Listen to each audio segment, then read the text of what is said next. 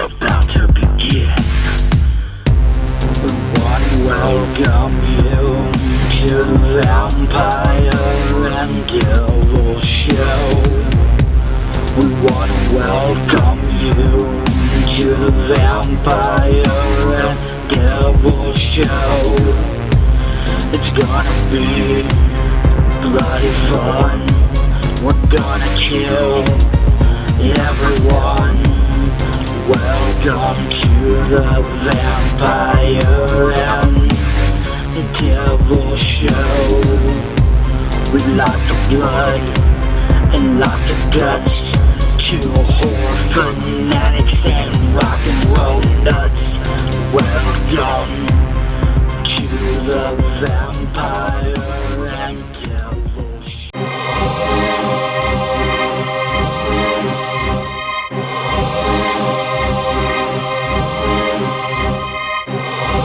Devil, my beloved friend, I think we need to get a little nerdy, possibly even a little demonic.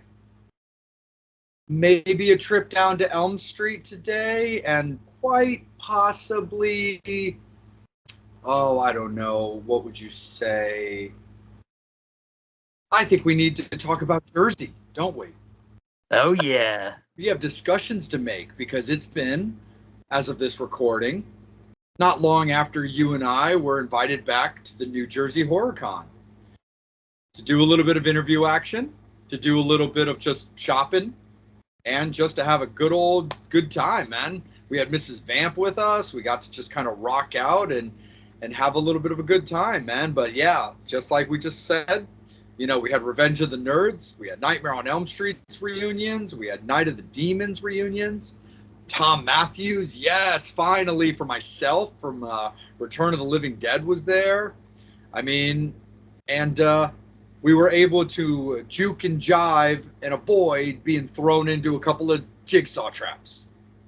Oh, yeah. I mean, like I said, yeah, it was a, the New Jersey HorrorCon, were nice enough to welcome us back and, into the HorrorCon of Jersey and, allow us to do our thing again and, try not to hurt and scare too many people while we're doing it. But, they allowed us, and let us in for more press. And, this time around we took full advantage of two days, Friday and Saturday, and we got busy and we got down to talking to a lot of cool celebrities and a few vendors, and we definitely got to rub elbows with some cool people. We definitely did, man, and it was cool. It was a great time, and it was also really rad when it came to New Jersey HorrorCon, going in again, being invited back, but also having already gotten like our feet wet, like last time that we worked with them was also their first VIP event. So they, like us, were still kind of figuring it out, seeing exactly what's the best way to do it, what's the best way to handle it. So, I don't know about you, but, I went in, to the VIP event with just a little bit more understanding of how it goes and what to do while we're there, like what conversations to have, who we may see, who we might not see, and stuff like that. But it was also very cool because, we got to see the presentation of the Horror Icon Award for this red carpet go to Bill Moseley. Yeah, it was cool. And like we were saying, to each other, it's cool that they were doing it on these characters, like the first one we got with Kane Hodder, it was for Hatchet.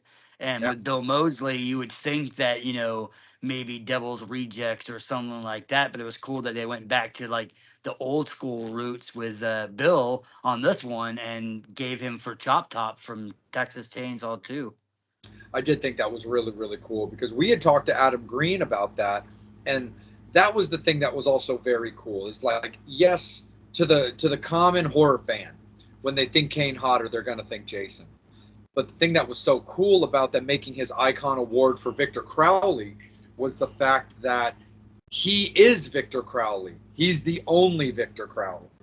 Where with Jason, that's not the case.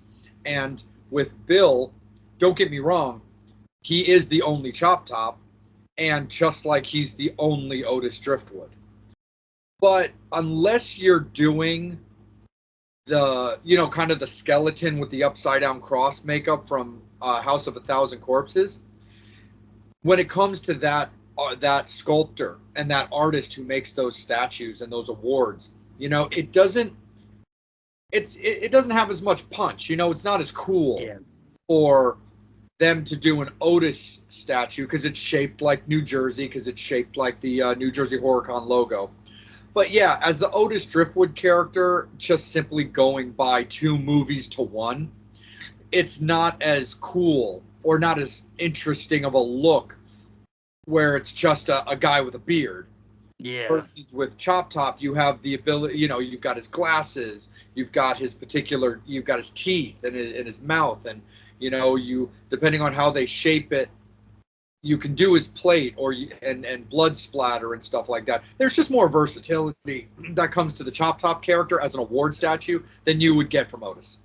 Yeah, and it was cool too. Like he came on stage and he told people about if they didn't know about his accident, of him getting hit by the bicycle and basically like messing him up pretty bad where he couldn't even walk for a while. But it's cool to see, he jumped up and down and kind of got gave us a little jiggle, and it was funny. It's nice to see that that he's back up and able to do these cons, and even with the New Jersey con we were talking about with the preview that we did, they actually kind of surprised me because we were talking about in the preview and then also with the April one how we were trying to figure out how they were going to figure out the spacing with so many reunions, and surprisingly they were in the same area and the same area of the convention, and they had the celebrities all in that same one room.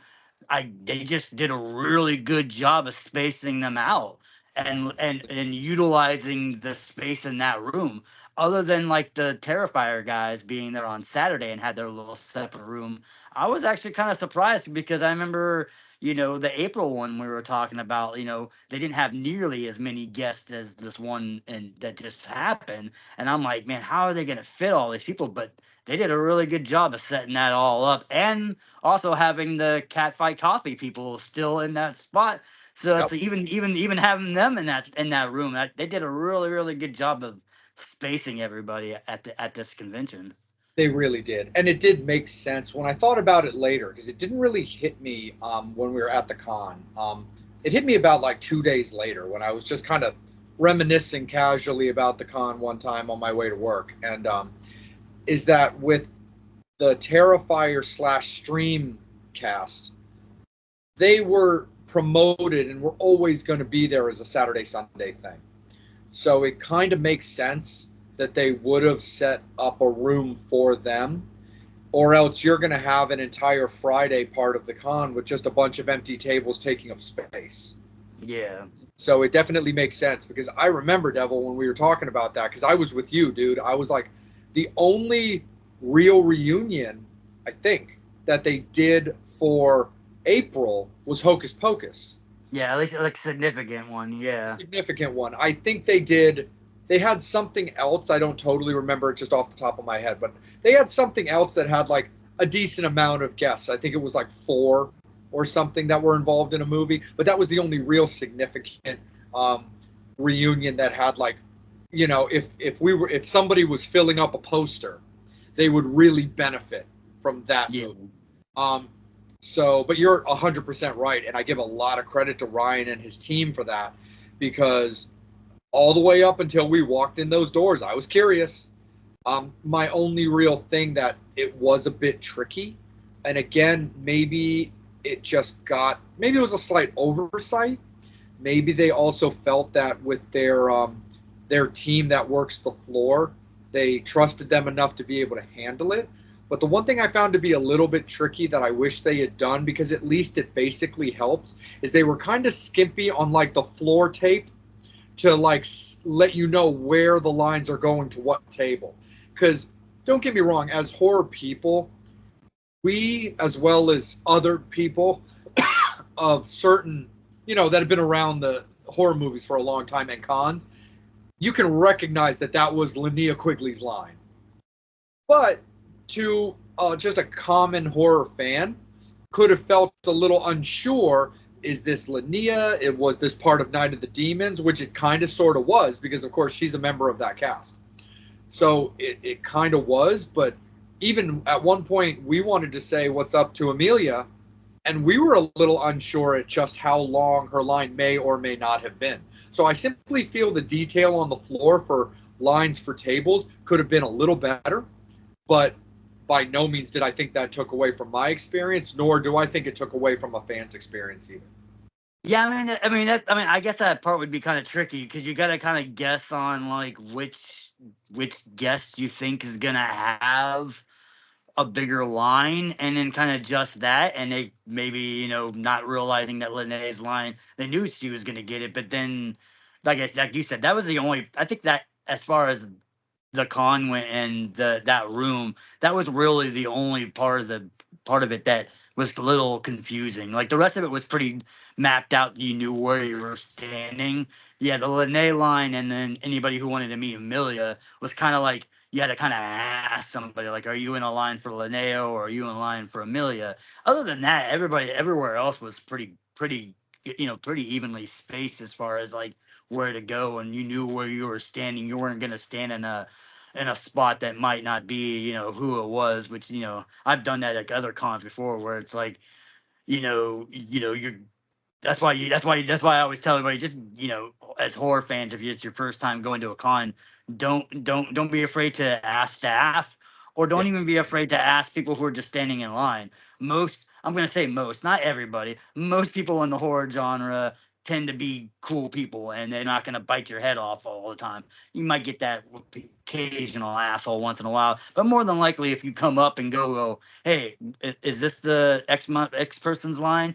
Oh, it's not? Okay. Because I've done it before, where I've stood in the line for 20, 30 minutes, 40 minutes, and then realized that this wasn't even the line that I wanted to be in. And I'm like, well, that just sucked, because I could have probably got to meet the person probably 3 or 4 times in the times that I was standing in that line. So yeah, it just makes it easier to just like I said, just go. And like I said, even with this con, I was talking about it before with somebody, I was like, I just, the staff is always really, really super nice.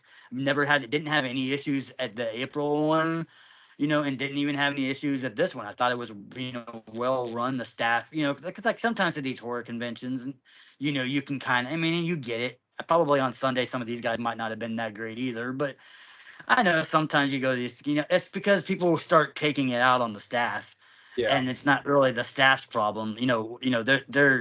They're volunteers, so it's like people want to go after them, like wow, start bitching about something, or why is this guy $50 or $60, or why does this guy have 900 people in his lines and this guy has none? I'm like, why are you asking a volunteer this question? Like they have any knowledge to why this person is charging, was charging $40 today and charging $60 tomorrow. You know what I mean? It's like, yeah, you want to ask them real questions, like, is this that line? Okay. Or this, or it's like, if you have the photo ops and stuff like that, sometimes with these, is it okay if we go and leave the photo op, and then when we get done with the photo op, are we able to come back in the line or something like that? But that's what I said. That's what I like about the New Jersey Horror Con, because it's just like it's cool. I get people, don't like the conventions that are, the horror cons that are in conventions versus the hotel route and stuff like that, because, you got to hang out and stuff like that at convention centers, got to close at a certain time, and it doesn't have that kind of close feel. But I like I said, I like the way that they're run. I like the way that New Jersey Horror Con runs it. And like I said, it's like, every time we've gone so far, the 2 times we've gone, it's been nothing but like praises for them. Are there hiccups? Are there things? Yes, every con's going to have it. I don't care who you are. You can be the biggest horror convention in the world, or you can be the smallest horror convention in the world. You're going to have issues. Things are going to happen. Celebrities are going to be divas sometimes. You're going to have, volunteers that just are crankier in a bad mood. You're going to have, people who are going to the cons that, don't want to wear deodorant, which is always a big thing at a lot of these cons. It's crazy how that's a topic of conversation, and I mean a real one. And don't get me wrong, it makes sense. Of course, it makes sense. But the fact that it is a legit concern slash topic of conversation, whether it's Comic-Con, horror cons, sci-fi, or like outdoor festival type stuff. It's crazy how many people, and I'm not talking about your lifestyle. Of course, there are those people that live a bohemian lifestyle, but I'm just talking about just people like average Joes that don't take that into consideration, either don't bring backup or just don't find it to be as much of an issue. They're like, well, everybody sweats. It's just the way it is. It's like, well, of course they do, but that's why they make the product. Yeah, I mean that's I said, like in normal circumstances, yes, I get it. You put a little slab of deodorant on you, you spray maybe a little bit of cologne, but like when you're in these tight, quarters with a lot of people, you put way more deodorant on. You give yourself a horror bath completely, 10 times more than you would normally wear, because the fact that you don't want to be that smelly person in the line. You know what I mean? You don't want to do that. I mean, not even just for that. Just like, if you're a celebrity and all of a sudden, you want to be nice and you want to be friendly to your fans, but if somebody is, just has some really, really wickedly bad odor, it makes it tough. Maybe the next time the celebrity might not want to do the, they'll meet and stuff like that still, but maybe not as interactive, like with some of these guests that love to just hug and grab you and kiss you and stuff like that, where maybe, maybe they'll stop doing that because they're like, oh yeah, maybe I probably shouldn't have done that because this guy, this person was, kind of ranked. But yeah, I mean, like I said, but other than that, there's always those little tidbits that you got, that you got to do when you're going to cons. You got to be, especially people who are cosplaying, you got to be aware of, like, I don't know how 99.9% of them ever do it, but even just to wear this hoodie and a mask, and I can be wearing shorts and a t-shirt, and I'm already sweating like crazy and dehydrated. I don't know how these people wear furry outfits and all these big, huge 16 layers of clothes walking around in these cons and in these conventions that are during the summertime. I'm like, that's no way. Like in the wintertime, maybe I'll wear a furry outfit in the, when it's like 20 degrees outside. Yeah, dude, like we saw a full-on Slim from Killer Clowns from Outer Space. Yeah. Like the full rubber head and everything. And no, and that even goes for us too, man, as, as interviewers as well. Like, interviews we got, if we don't take care of ourselves, we might not get them. Like, yeah, we're paying for our autograph, we're paying for our little selfie, so a celebrity would have to suffer through that. But when we then follow up with, hey, we are also brought in by the con to do interviews and coverage, would you be available for an interview? They're going to give us a reason why they not to do an interview, whether it's not their thing or this, that, or the other thing, And so it's like that. But yeah, like with me, it's like I make sure to take care of myself. The regular misting spray that I always use on like my arms and my chest, it hits all of my arms, hits my underarms, hits my chest and my stomach. Like I make sure that I layer it on a bit, not to stop people from breathing, but definitely to make sure that it combats, again, especially a con in July. Yeah, and that was like, and that was cool about. Yeah, in August. That was cool about the con, I mean, like, yeah, yes, when we go to these, as professionals and us doing this podcast, but we also go because we're huge fans of the genre and fans of these art, these actors and stuff like that. So of course, when we go, we're gonna go and we're gonna get our autographs, and and it kind of makes a little bit of a segue where we can go after we get our autograph, we can ask, hey, we're doing press for this. Would you like to do a quick interview? The actor or the actress is whether or not they want to do it. But I mean, that was the cool thing about this one was we got a few interviews with these people, even with people that we weren't interacting as fans, as far as getting anything that we wanted, like signed and whatnot.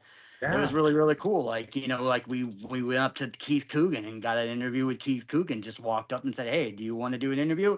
And he was kind of jokingly like, "Not really," but then he was like, "Yeah, let's just do it anyway." Like, you know what I mean? Like, it was cool. But then you had a couple of other celebrities that were, that told us that that they just don't do interviews, whether it's Yeah. because they just don't like to do them, or it's just not their Bring a different thing, or maybe they mindset. might be too, yeah, it might be too busy for them. And that was the thing that I liked it too, because like when we did our one with Amelia Kincaid from Night of the Demons, she completely like loved us and loved the fact that we waited until she had nobody in her line to ask about an interview, because she said that she's either at this con or at other cons, she's had people like go up to her and ask her, that are doing press for that con, and go up to her and say, "Hey, can we do an interview?" while she has like 30 people or 40 people in line and while they're doing it. And even if somebody does have a line, I would always even just ask like, "Hey, once, later on, do you want to do one?" Now that, like I said, if there's nobody in line, that's when we ask like, "Do you want to do an interview right now if you have the time?" And granted, yes, sometimes when you do these interviews, there's going to be a line, and there's going to be a line that's going to form, because more than likely at some time. But we, like I said, and that's another thing, we always try to keep it quick, and we don't want to keep the celebrities too long, just because we want them to get their fan interactions, and we don't want to stop a fan from being able to go and meet them, be like, "Oh, okay, these guys are still talking to the blah blah blah for 45 minutes. I'm not going to go and meet these guys now." No, absolutely. Like that was our thing. We had Tyler Main on our radar and had been approved. It's one of those ones that simply didn't work out, and that's totally cool. We touched base with him early. He's like, "Honestly, guys, I'm in my mindset. I'm here at my table first and foremost." And we're like, "Cool, absolutely." And then just throughout the way that Saturday played out, he just consistently had enough fans to where it's like, you know what? Sometimes it's just not worth insulting the guest by forcing our way in. Sometimes it's not like he's not approachable, because he was so approachable. Yeah, And yeah, yeah. not like he wasn't approachable. It's like, you know what? Sometimes it's just best to be like, you know what? It's for the fans first. We'll get him another time. You know, Yeah, yeah. versus other situations, whether it's because the talent is just down for the cause, or again in Amelia's case, where she felt respected when at the time that we wanted to do it, and the way we handled ourselves, that not only did it land us an amazing interview with Amelia Kincaid, it got us damn near an entire Night of the Demons reunion interview, if not for the fact that Linnea's line never got any smaller. Yeah. She also had told us that she's just not a big interview person at cons. Doesn't mean that we can't do a call in with her later for a future episode. She's just not an interview at cons person, but she was very polite. But still, Amelia went out of her way to ask her colleagues, "Hey, you guys want to get down on this with us?" And it was such a fun experience talking to all of them. Yeah, yeah, it was cool just to be able to, like, yeah, said, getting these interviews with like a one person, but it was kind of neat that we got like basically, the whole cast, to do that interview with the Night of the Demons, and they were all just like super nice and super cool and like talking to us and stuff like that. Even with the Tyler one, I mean, he had a decent line, but to be surprisingly, his line wasn't nearly as big as I figured it would be, Me. mainly because of him being in Deadpool and Wolverine just came out. He just got reprised as being, Sabretooth, and his line was like, he had a line, but he never really, he didn't have that Linnea Quigley kind of line, which I was kind of expecting him to have, just because the fact that he just reprised his role, in the Deadpool movie, and that movie is so huge and successful. Yeah. I figured he was gonna get some more, and I kind of figured maybe, when we asked him, I figured because of the popularity of that, if the Deadpool and Wolverine movie, that he might not want to do an interview just because of that. But whenever he was like, "Oh yeah, man, I'm down with one," he's just, we just got to figure out a time. He's like, Saturday maybe, when I get my legs into the con. And like I said, it was never really an issue with the him not being, him being rude or anything to us and stuff Not like at all. that. It was always like, like I said, that every time we would think we go, it'd be a couple of other people. And like I said, we always wanted to be respectful for anybody, especially to the fans and just to the convention itself. We don't want to step on any toes, at the con and be like, we don't want somebody to be like, oh, these guys you had to interview, that were doing press were complete, assholes or something like that, and puts a bad name on us so that we don't get picked up for future stuff. So we always wanted to be respectful to fans, respectful to the con, and respectful to whoever we were asking. And like I said, it always came down to if you have a few minutes, I mean, we'd love to talk to you. If not, I mean, the best example of that was at this con was Friday. We did an interview with Andre and Ryan from the Monster Squad. And Devil and Devil Form decided to do the interview without turning on the microphones, and we had an amazing interview. It was super fun. We were all cantering back to each other, and we got some cool stuff back and forth. And then I go outside and check to see if how it sounded, because it was the first time using microphones that we've got.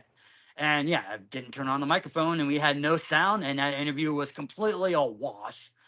And I was like, oh man, this is gonna suck. But luckily, it's Saturday. We found some time when it was like a couple minutes before, like 10, 15 minutes before they were getting ready to do their panel. They didn't have anybody in their line. I walked up to Ryan and Andre. I asked Andre, I was like, hey, I forgot to turn on microphones. Is there any way that we can do another quick interview? And they were super nice. They were like, oh yeah, man, let's do it again. Which is, like I said, I got to give them props for that, because I mean, to try to get one, for us to get one interview with somebody, especially with these celebrities and stuff like that, it's always a blessing for them to go, oh yeah, sure, we'll take the time. But for not only let us do it that once, but to let us do a retake of it again, and basically kind of talk about some of the same stuff we did again and repeat it again. So like, oh god. But yeah, it was like a huge shout out to Ryan and Andre for just being two cool guys that were like, hey man, I know shit happens. Let's do this again. And that was the other thing too. When you and I were discussing it, and we were like, okay, how do we go about this? Because the other reason I was like, because it's like, fuck. But it's like, that was a good one. Like, we want that one. Because not only, I mean, dude, you're a Monster Squad guy. So like, we wanted it for that reason too, when it comes to you and me personally. Second of all, I had a really good time enjoying them because I like the movie, and I'm a big, Duncan fan. Give me the amulet, you bitch, because of course, who doesn't love a good Dracula?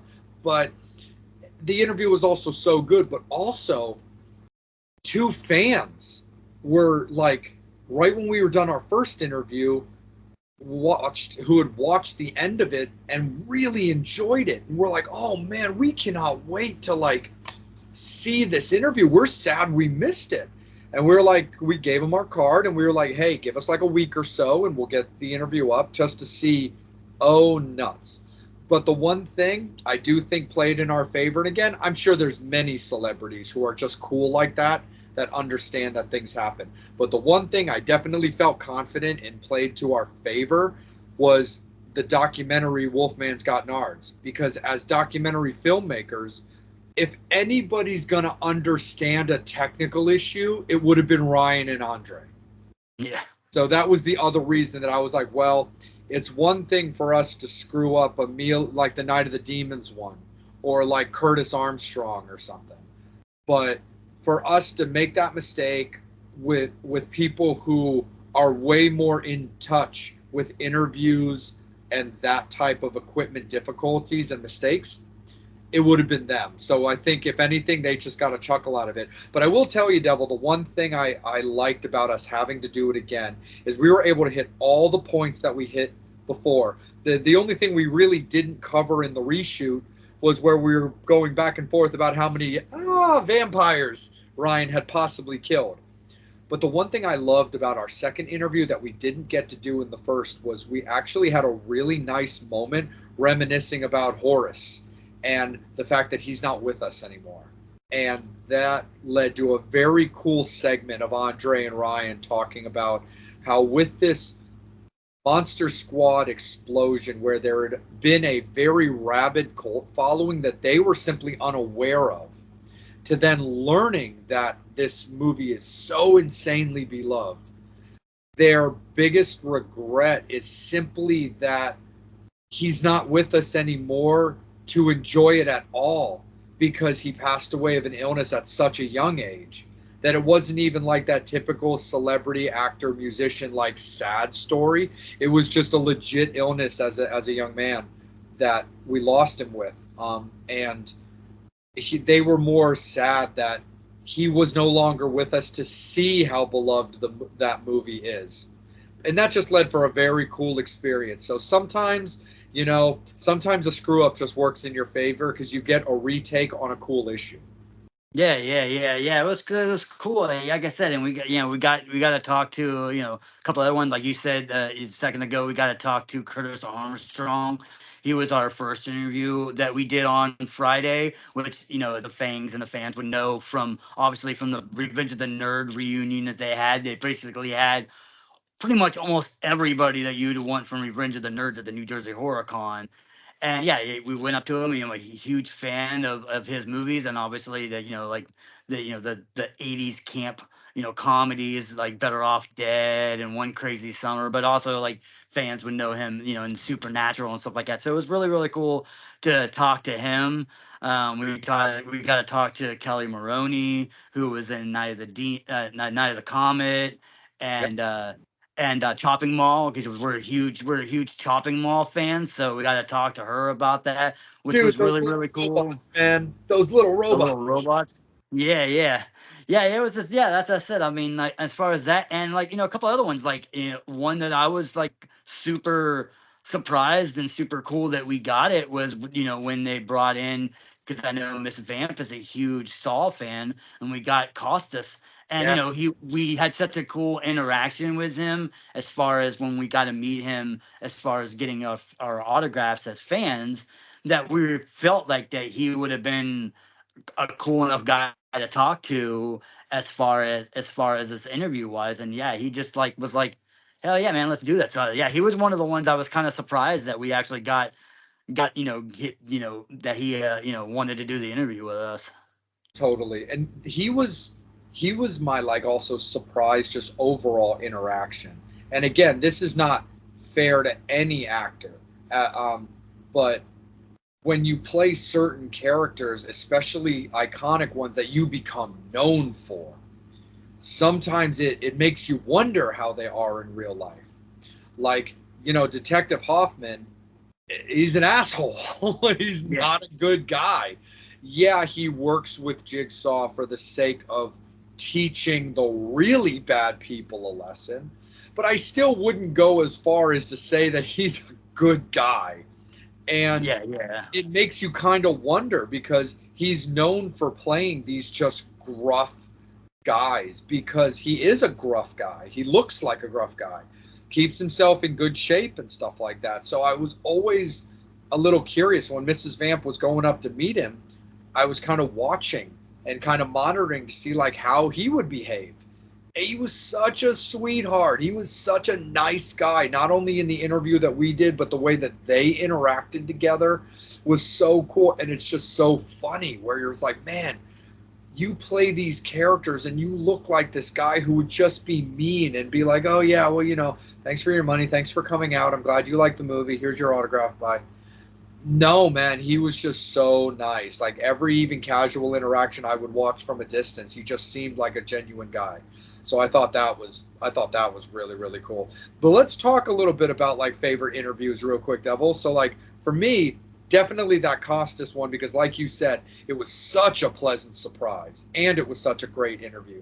I loved that one. And for myself personally, I loved that Night of the Demons one, because while I love Amelia and had been so excited to finally get to meet her, because she doesn't really do the East Coast on a regularity like she does the West Coast, I was so happy to finally get to meet her.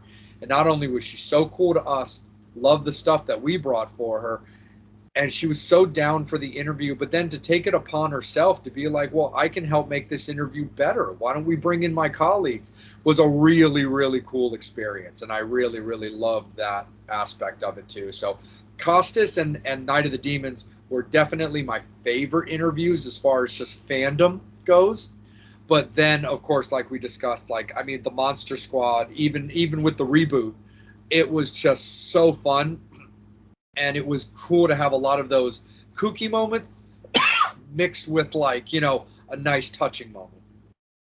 Yeah. I mean, we definitely got to, when we did some of these ones, favorite ones. Obviously, like one of my favorite ones probably would be the Monster Squad, just because I'm a huge Monster Squad one. A couple of ones that we've already mentioned with Curtis Armstrong. I'm a huge fan of his movies. Keith Coogan, I've been a fan of his forever, so that was pretty cool. But two other ones that we didn't even which I'll talk about yet, Yeah. or very shortly talked about, was that were really, really cool, was the Thom Matthews from Return of the Living Dead 1 and 2 and Friday the 13th, but also Lisa Wilcox from the reunion of Dream Child, she was also in Dream Master. She was just super cool to talk to, and like was just super nice, and when we walked up and asked if she wanted to do the interview, she was like, hell yeah, man, let's go. Let's do it. Like, you know what I mean? And even with Thom, Thom was so cool to talk about, that next year that is the 40th anniversary of Return of the Living Dead, which makes me just feel really old. I'm right there with you. But it's cool because, he had talked about the cast wanting to get together and having some opportunities on the table for reunions and stuff. So not only would I love to see that with New Jersey HorrorCon, perhaps that gives us the opportunities to see them down the line in other areas, depending on how that stuff gets booked. Because I remember being at a con that did a very substantial Return of the Living Dead reunion. And I'm a huge Return of the Living Dead fan.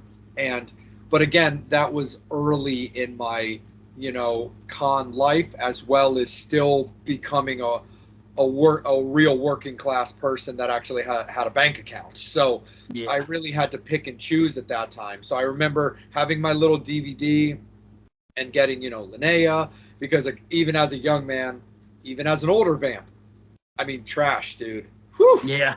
But I had to get Linnea. That was the first Return of the Living Dead person I ever got. And then I had the opportunity to talk to Alan Troutman, who was Tarman. So yeah. I was really excited to get to meet him at the time. So I had seen Thom casually here and there at some cons, and through whatever reasons that I don't really remember, didn't really have the opportunity to ever get to hit his tables. So when he was booked for New Jersey HorrorCon, I was like, I have to make time for him. He's really the main character of Return of the Living Dead. And I was like, I got to. Like, he's been off my DVD way too long. And who knows, maybe somewhere down the lines as a returning character, maybe I'll consider popping him on my Return of the Living Dead Part 2, just for the hell of it. But having the potential opportunity next year with the 40-year anniversary to get to meet Miguel Nunez, who played Spider, and I forget their names just off the top of my head, so forgive me, Return of the Living Dead fans, but the other punk rock girl and the more like nerdy looking member of the crew, because unfortunately we're not going to get to meet the actor who played Suicide, because he's since left us when he battled leukemia. But different opportunities to hopefully get some more people to pop on my DVD, because especially with your Monster Squad, man, you're running out of room. Yeah. That was pretty much my only sad part of this whole entire convention. And it happens. Like it's nobody's fault. The actor's fault or New Jersey HorrorCon's fault, because it happens. You have celebrities that something happens where there's a movie that's coming out, or actors are just humans like the rest of us and have personal things, and sometimes some things come up. So it was the only sad part, was not getting to meet the dad from Monster Squad. He's one of the few people that I need for my collection. But yeah, like I said, it's never, I mean, if you go, I mean, I get it. I get why people say it, and it's like, oh my God, this person just canceled. That's the only reason why I was going. I mean, I get it because sometimes you go to a con where there's one main huge person you want to go to, but you should never go to a horror con looking for just one person, particularly, wanting to get the autograph route or this stuff like that. It's just cool just to go to these cons, just to socialize and see stuff and, go and meet people and meet like-minded people and just keep the love of horror, up and up, and you know what I mean? So like, and that was cool. That was another reason why we did, other than the celebrity interviews, we also got to finally do an interview with our boys in American Grimm.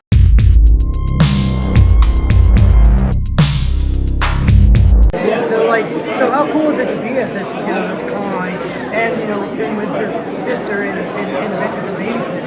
My sister, and old friends, the Monster Squad guys, the nerds, especially Timothy Buster, the theater with in the 90s, and also just doing a lot of the concert circuits we see. Like I went to Samantha Matthews for the first time since I saw her on the set of So these cons are great. They're a great way to bump into people we haven't seen in a long time. Yeah.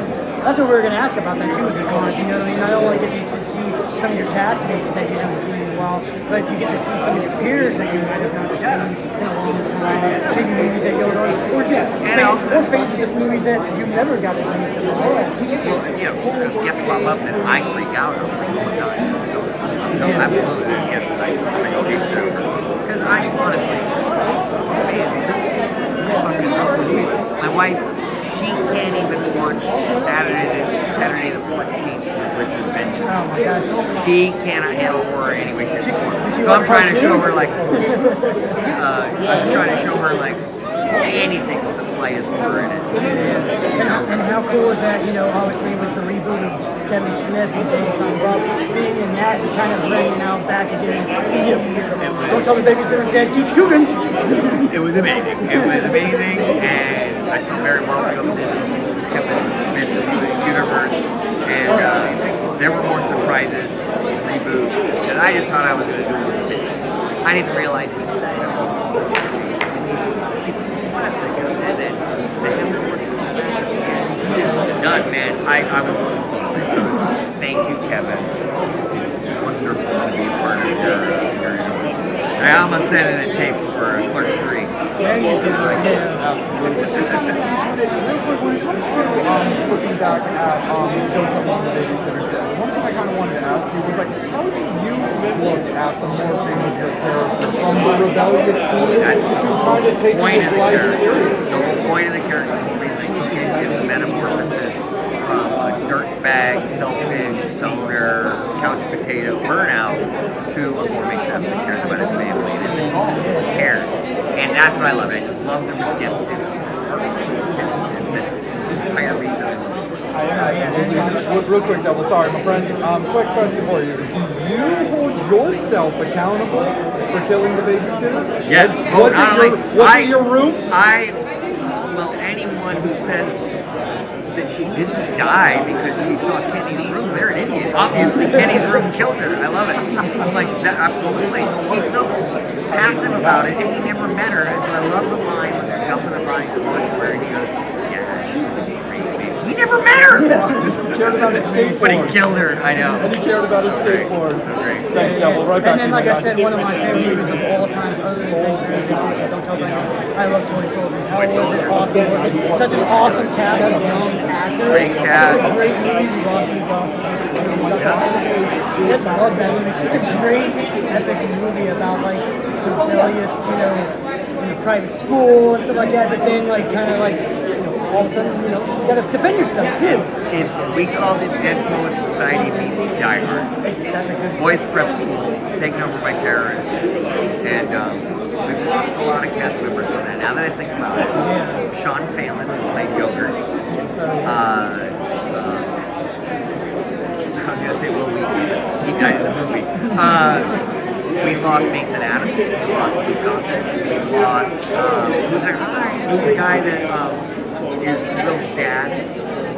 He's the guy that Yeah, I know what you're talking about. he wouldn't even take credit. Yeah. He's dead. Yeah, a lot of people have passed away. But Twist is a banger, man. I love that.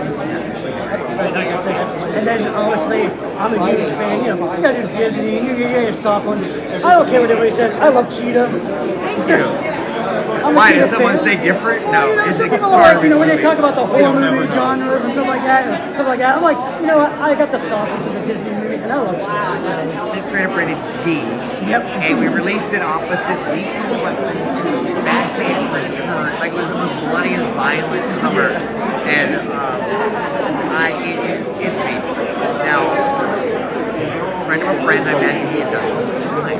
And he said they showed him Cheetah in prison. Yeah, kids, animals outside the nature. So I'm glad that Cheetah has been helping rehabilitate prisoners in the California prison. Well, you know, we want to thank you for taking the time. And like we said earlier, the dishes are done. This is Don't Tell the Babysitter's Dead. Keith Coogan. Absolutely. I'm Vampire. He's Rebel. He, though, is Keith Coogan. Horns up. New Jersey Horror Comic Con Film Festival.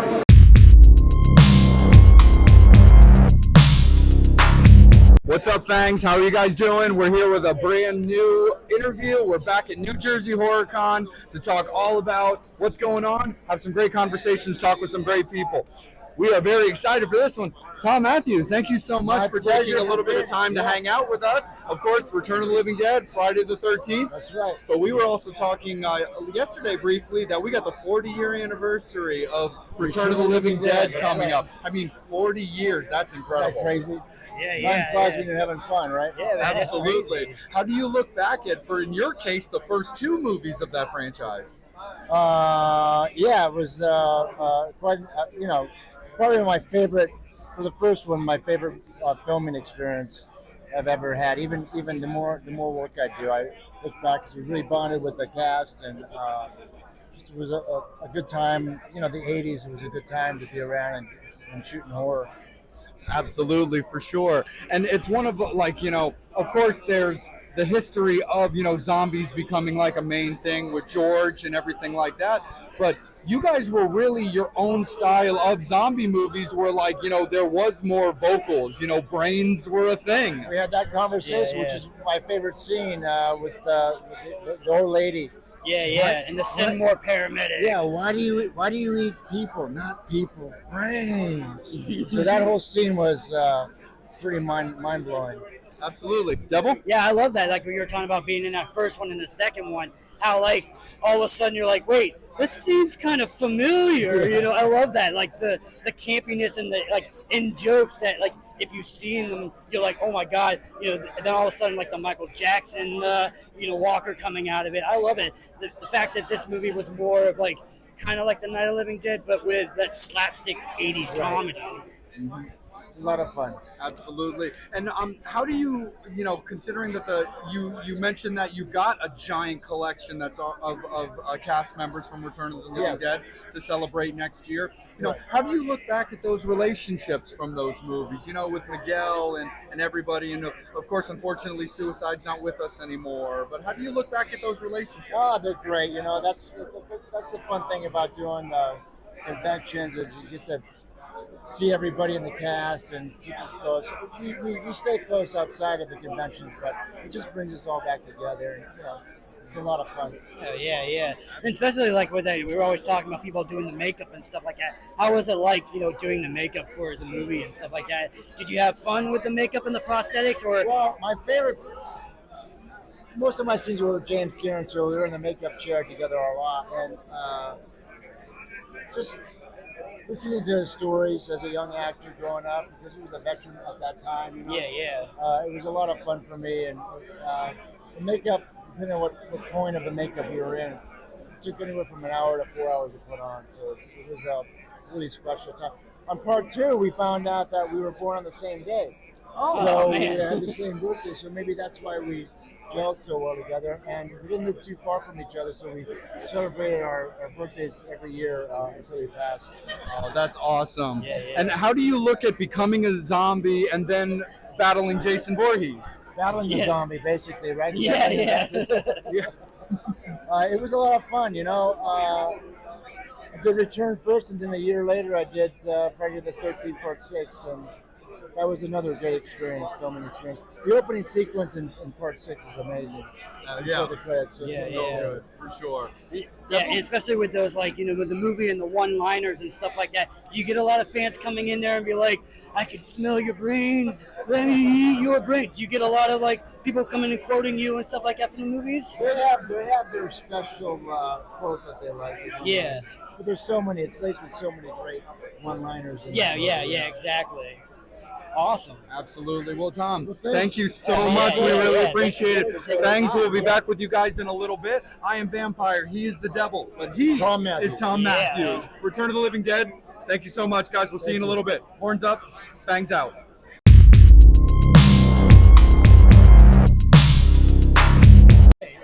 Hey, Devil, do you want to play a game? Yeah, what game are we playing? I think we're playing the Costas Mandylor game. Oh, yeah. How you doing, my friend? Good, man. Awesome. I like that introduction. You like that? Yeah. Absolutely, man. New Jersey Horror Con. We are hanging out with you. You are hanging out with your fans. And what's going on in the land of Costas right now? Look, man, I have a family. I adore them. I have good friends. I kiss the ground every day I wake up and try to enjoy everybody that's around. right? And the world's a tough place, but we make it a little bit better with a hug and a couple of laughs, I guess. Absolutely, Yeah, exactly, for sure. man. Well, I mean, you've got the Saw franchise, which is just like we discussed before, has totally taken legs and just rolled on and keeps it going. So much fandom. How do you currently look back on getting involved in that franchise and up to what it is now? Look, to me, the movie business is a gift to do and a gift to see. And it's a huge business because people are visual, they love storytelling. I was lucky, Mark Bergenor and Clueless, the producers, allowed me to join their wonderful hit that was created by Lee Winnell and James Wong. And somehow it's still going. And the producers care enough to keep the standard of the movie to a certain level, and I'm proud of them for doing that. And if I'm involved again, I'd be grateful. Other than that, I'm just glad the fans enjoy it. And there's many, generations now that are enjoying it together, which is wonderful. Absolutely. yeah. Were you a fan of the franchise at the beginning, like the early movies, before you No, I actually wasn't. got involved? I never ran to horror movies, but when I did see them, I appreciated them, like The Exorcist and whatnot. But I'd heard of it, and Mark Bergenor and Clueless were my management, and I knew about their success, and it was wonderful for them and wonderful for the people that found this new thing to love.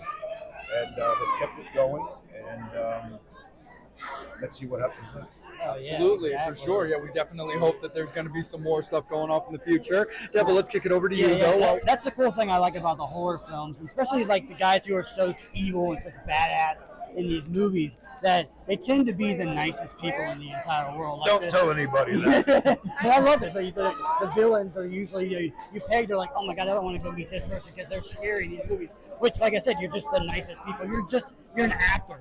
I'm portraying a bad guy. That doesn't necessarily make me a bad guy. Yeah, well, I used to tell kids when I first met them, when I first started doing these cons, don't tell anybody I'm nice. I might ruin it for them. But in the end, there's something that's called the image on the screen, and there's something called humanity. And, I've met a couple of heroes that I saw in movies that were wildly bad, and they were great people. So, talent is talent, and great storytelling lives forever. Yeah. Oh, come on, Devil. You know that homicidal maniacs and serial killers look just like everyone else. Well, yeah, exactly. And with that, too, like, what, throughout the kills that you did throughout the movies, what was your favorite kill out of all of them? Well, I did love the coffin, the glass coffin. Yep. And I loved it because it looked like I took a beating. And the audience was sold on that I'm gone, I'm caught. Yeah, exactly. And then that little smile. The smile at the end, that just right? did it. That was amazing. Yeah, I was proud of that. And Mark Berg, actually, the producer, said, give him a little grin when you go down. And it was brilliant on his part. and I did like the trap. Basically, I love everything that I get out of. Yeah, absolutely. Oh, awesome. Sure, definitely, man. We definitely want to allow you to hang out with your fans, and we appreciate you. But what can you possibly tell us about what's going on for the rest of 2024 or 2025? Of course, depending on what you're allowed to talk about. You mean Saw itself? Well, no, just you in Saw, general. or Well, you just yourself. You know what? I'm a happily working actor. The world has become different and difficult, but work is coming. I feel like I'm a better performer than I was 20 years ago. I'm just a little older, and I believe that things are going well. So anything that's quality, to work with good, decent people, it's a dream come true, you know? Absolutely. Well, Costas, we appreciate it. Thank you so much for a little bit of your yeah, time. exactly. Fangs, we love you guys. The devil. He's the devil. I'm the vampire. More importantly, he is Costas Mandylor. And you might think that he's gone, but he might not be. You never know, man. You can't leave never the bad know. guy down. AKA Daddy Hoffman lives. Absolutely. Yeah. Horns Awesome. up, fangs out.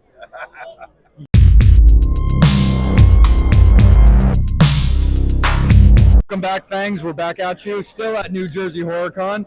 Lisa Wilcox is joining us. First and foremost, thank you so much. Thank you. Hi. Awesome. Absolutely. We're second day in. It's Saturday for New Jersey HorrorCon Film Festival. How are you enjoying it so far? I'm having a fabulous time. Absolutely. Everyone's great. I'm here with all my colleagues and whatnot too, and a lot of people excited to meet us all. So it's fun times. Yes. Yeah, absolutely. Yeah, when Devil and I were doing kind of like a talking about the con, doing like kind of like a preview of it, we were talking about the various reunions, and of course, Dream Child is a featured reunion for this. And how do you look back currently at that movie?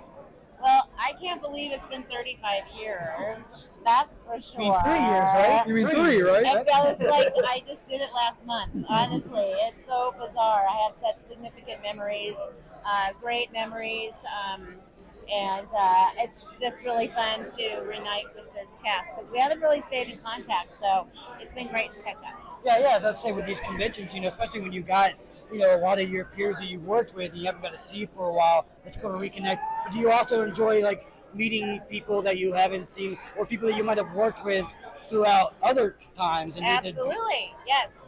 And a lot of people like Kelli Maroney, we've never done a film together, but we've met through it and we're good friends. And anyway, and then we have Amelia Kincaid over there. She's fabulous. So, we have a good time.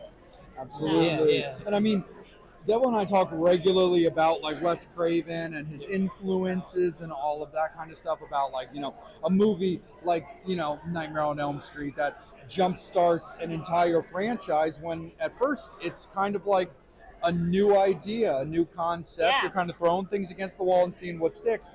But then having a character like Freddy Krueger that just becomes so beloved in the horror genre that then leads to these, follow-up movies, different storylines, and different opportunities for new actresses to become immortalized in such a franchise. So when you look at, what's your own personal reflection on the impact of Nightmare on Elm Street?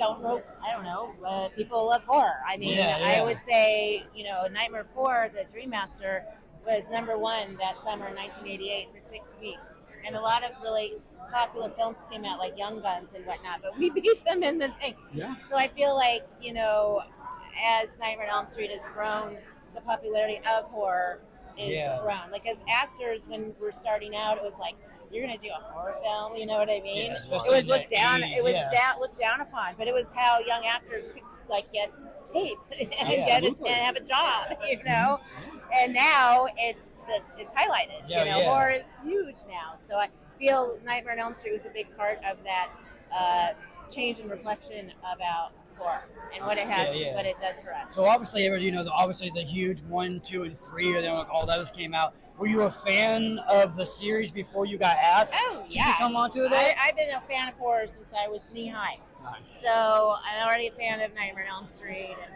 all of that.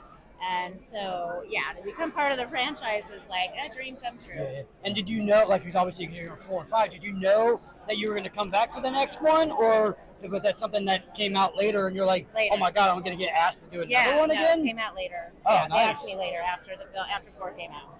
Oh, that's cool. Yeah. So how cool is that to do, especially in the horror genre, to do two movies, especially doing them back to back like that? enjoying making those films and stuff like that? What was your question? Did you enjoy making those films? Oh yeah, especially because it's one's back to each other. Oh yeah, and being able to do those characters again. And to play Alice in the first one, the script is so amazing, and for an actor to play that character arc, shy daydreamer, and elevate to being a warrior. So great. Well, yeah, because you're one of the first badasses of the series. I mean, they always have like the cool, Nancy and everybody else, but like nobody like actually doing like kung fu moves and beating the shit out of somebody. And that's why I loved it. It was like, oh my god, this girl's gonna like take on Freddy, and I'm like, none of my way am I gonna take him on. I'm gonna beat the living shit out of him. Right.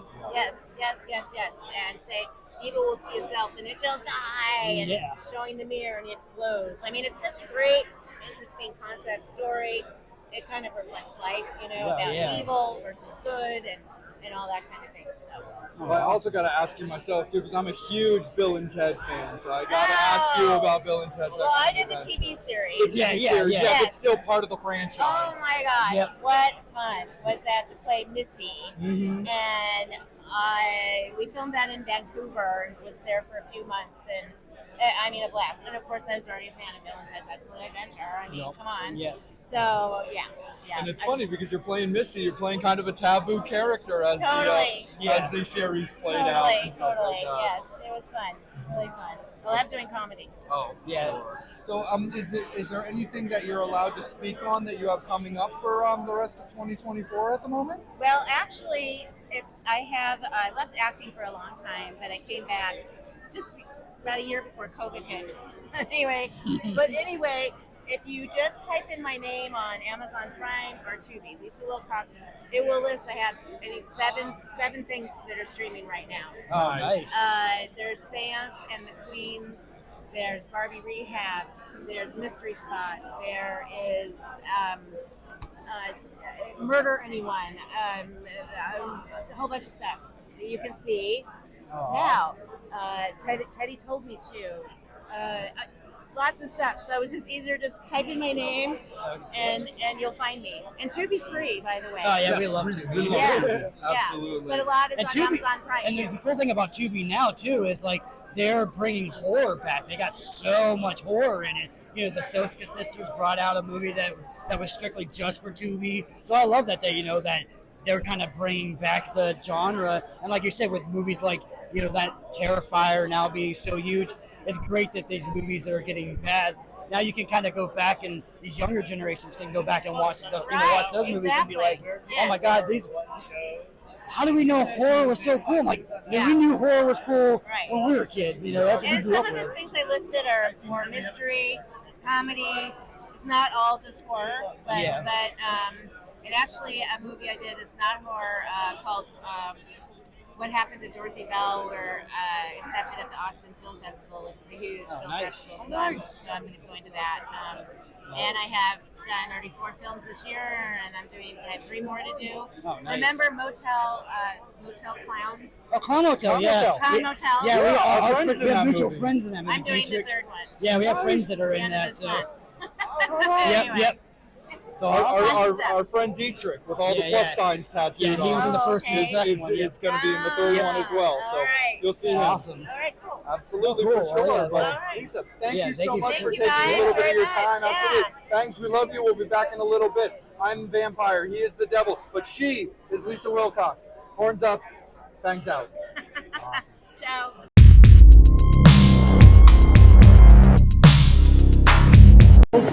Fangs, what's up, guys? Vampire and Devil coming at you, and at long last, we are finally wrangling up, tying down, and maybe forcing a little bloodshed on our friends in American Grimm. Guys, as always, it's great to see you, but thanks for taking a little bit of your time. You guys feel me? Absolutely, for sure. Well, guys, you're always very active when it comes to the cons and stuff like that, getting your band out there, getting your name out there, playing music, CDs, merch, vinyls, all that fun stuff. What is it about the con scenes for a metal band? At the cons, especially the horror cons, when it comes to getting you guys out there, meeting fans, hanging out. What is it about the con scene, horror cons in particular, that is appealing enough to you guys to want to be so active out here? I think that you're gonna meet different types of people. Like if you're just playing a regular bar show, you're gonna meet people that just go to the bar, you know. But at these type of conventions, you meet so many different types of people. People that are into all different types of stuff, from traditional horror to comic books video to games, video comics, games, everything. true fans of things and people out that just love like creativity and just like artistic things, like, you know what I mean? Like even just meeting people like you guys, like other vendors, like we've had lots of things come about just by networking at these, you know what I mean? Absolutely, for sure. So that's a strong one right there. Yeah, absolutely. For people you meet. And it makes sense, of course, with the way you guys, carry yourselves, the way you guys perform. You got Texas Chainsaw Massacre here. Are you guys horror movie people? Absolutely. Yeah, sure. Yeah, of course. What kind of stuff do you guys like when it comes to horror movies? What do you collect? Are you movie people, posters, figurines? The movies, definitely the art of making the movie is like probably the main thing. For me personally, like, I've always liked more like the sci-fi horror, and then Mike's been a fan, obviously, like. Yeah, I mean, I'm into the like all the old school classics, but then these days they're starting to get smart again. Yeah. And there's some really great horror movies now coming out again, because I feel like for almost like a 10-year decade, it was like, what are we trying to, like, it was in a weird spot, but now I feel like it's healthy again. Absolutely, for sure. So, Mike, let me ask you, like, is there anything in particular that, like, that's coming out that, like, you're really into with that old school thing? Like, you've got that current Forbidden Crow thing going on. But you've also got the Beetlejuice movie coming out as well. It's like, it's always tough when it's been so long and then they want to do something. Like, I think it's too late now to do a Beetlejuice 2. It's like, you think? Well, here's how I feel about it. Absolutely. Like Dumb and Dumber was one of my favorite movies. Now, this isn't horror. One of my favorite movies of all time. And then, a couple of years ago, they dropped the newer one. And it just seemed like, like a money grab. Like, the film didn't really add up. It was like, okay. It's just like it's not what Dumb and Dumber was. You know what I mean? And I'm scared that they're gonna, I feel like when you have such a perfect movie, just did such a great job, and it's like encapsulated, you know what I mean? It's like, you gotta be careful when you touch that stuff. Yeah. So now it's like the Beetlejuice, it scares me, because I love that movie. Now it's like, it's been a long time, man. Yeah. Especially with The Crow, you know what I mean? Because you got the musicians. There's no way in any world, even if the movie is amazing, and let's say it's just below as far as good-wise and movie-wise, there's no way that soundtrack is going to come anywhere close to the original soundtrack. No, absolutely. I mean, everything's relative, but I mean, that still goes down as one of the best soundtracks. Still. Like even these days it does. And we were talking about, like, obviously Crow and Beetlejuice when we brought you back in, and you were saying you were a sci-fi guy, and they've been talking about that new Alien movie that they've got coming out. Yeah. Is that kind of on your radar to check out? Are you into the Alien stuff? Yeah, we're definitely like all the Alien kind of stuff.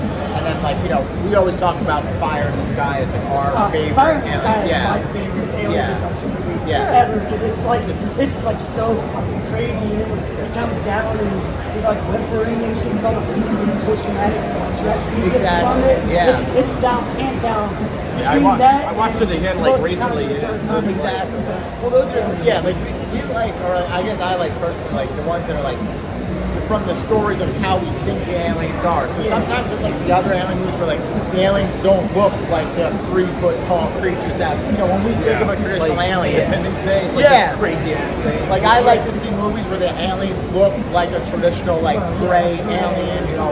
Exactly. So I mean, that's the cool thing about Signs with Night, where you saw like that glimpse first. I remember that part was like was the scariest thing in that movie.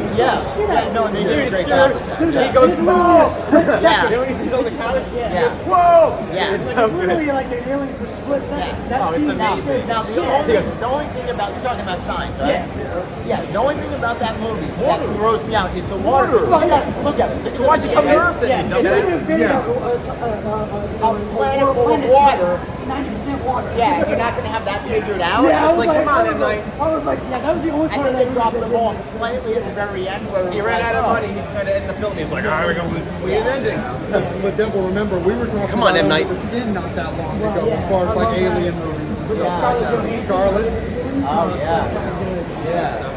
That's an intellectual, more of an intellectual art kind of film. That's awesome. But yeah, for anybody like who's been watching us and like that, how do you guys like explain like the type of music, like explain to the fans like what American Grimm is? Yeah, let's talk music. Let's talk American so Grimm. you know, like the band started, we were always influenced off like darker ideas. You know what I mean? Like we have songs called Ghost and Nightmare. Like we always wanted to write darker music, and then as we started to evolve, we were like, okay, where do we want to go with this project? And that's when we started to take more like extraterrestrial ideas into our music. So our album that came out last year, 1947, is based off of Roswell crash. That was the year that it happened in New Mexico. So we really like use that as like our main focus. And now our next album that we haven't really talked about like really anywhere yet, and we're still writing it right now, but it's like heavy into like the classic encounters in American culture. So like there's so many, we think like Roswell is like the main one, but there's so many other ones that have happened that a lot of people don't even know about. So there's thousands of stories, of production stories, and I mean like crazy ones, like really compelling stories, and there's lots of them, you know what I mean? So we're starting to write songs about them. Yeah. Honestly. Yeah. Write music to it, you know what I mean? Yeah, that's awesome. Even with that alien thing, I know it's probably a little gimmicky, but have you guys thought about like having like the mascot come out kind of like that little gobbler thing, but with an alien? Some people will see at the conventions. We'll have an alien. We usually have an with alien. us. Yeah. So we'll have somebody come out this weekend. Yeah, you might see the alien. You might see him this weekend. And what's funny is people now are like, "Where's the alien?" It's like, oh, damn it. Yeah. It caught legs. Yeah, people want to meet the alien more than us, so we just bring the alien around and help us sell albums. I mean, that's a cool thing about it. We're talking about because, you know, he was kind of just like a side character. Now he's an actual official singer of the band. Now, because all the stuff they had. So it's like, who knows? Maybe the alien might be abandoning eventually.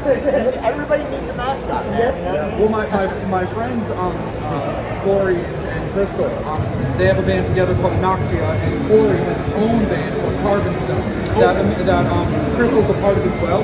But Carbon Stone has like a mascot character. He's like this demonic-looking teddy bear with like razor sharp spiked teeth and stuff like that. And he jumps around. Yeah, and you see where he's just there and stuff like that. And I love that kind of stuff. Like I love the idea of like people coming out, whether you're a fixture of a band or just the ability to bring out a mascot storytelling opportunity. The first time I ever saw Wednesday 13 live many years ago was not long after he got into a car wreck that broke his collarbone because he was playing guitar in his band at the time. And then he didn't want to cancel the tour, but he couldn't play guitar while he was healing. So he turned his show into this just prop-filled thing. So when he was doing songs about like Jason, out came a Jason. When he was doing songs about like Reagan from The Exorcist, he had a prop to go with that. And I love that kind of stuff. But you can play a smaller type club type situation, but really make it feel like a theater production, and I love that kind of stuff. So I love the idea of like an alien possibly becoming a fixture in American Grimm lore. Yeah, we're really into our like live shows in production and just really making it an experience. So I mean, I think we're gonna always be doing stuff like that.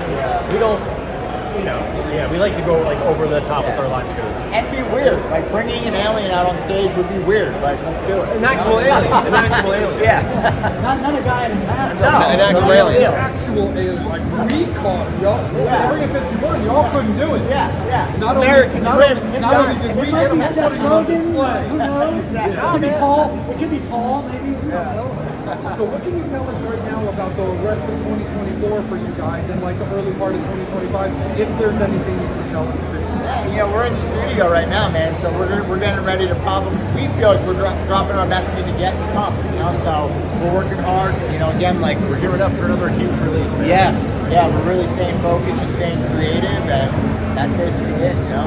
Absolutely, for sure. Devil, anything else that you want to discuss, my guy? And say thanks for taking the time. Always. Like I said, it's been a while. We've been trying to get the interview forever with you guys, but we're like, yeah, man, it's like, there's a right so time here for right everything, now. man. We're like, let's get them out of the way so you don't have to worry about trying to run around and try to find you guys again. Absolutely, it's meant to be. Thanks, we love you. I'm Vampire, he's Devil. They are American Grimm. They were at New Jersey Horror Con last year, in April, and again in this time, and we were like, you know, we saw them early in the day when they weren't running around. We found out they do a lot of backstage stuff, so that's why they were running around constantly. So we caught them at a good time where we could sit and talk to them. So we got to talk to them for a few minutes, and then then we got to talk to a dear friend of mine that I've known for many years, and has made fangs for everybody, including Vampire himself with HorrorShow Jack.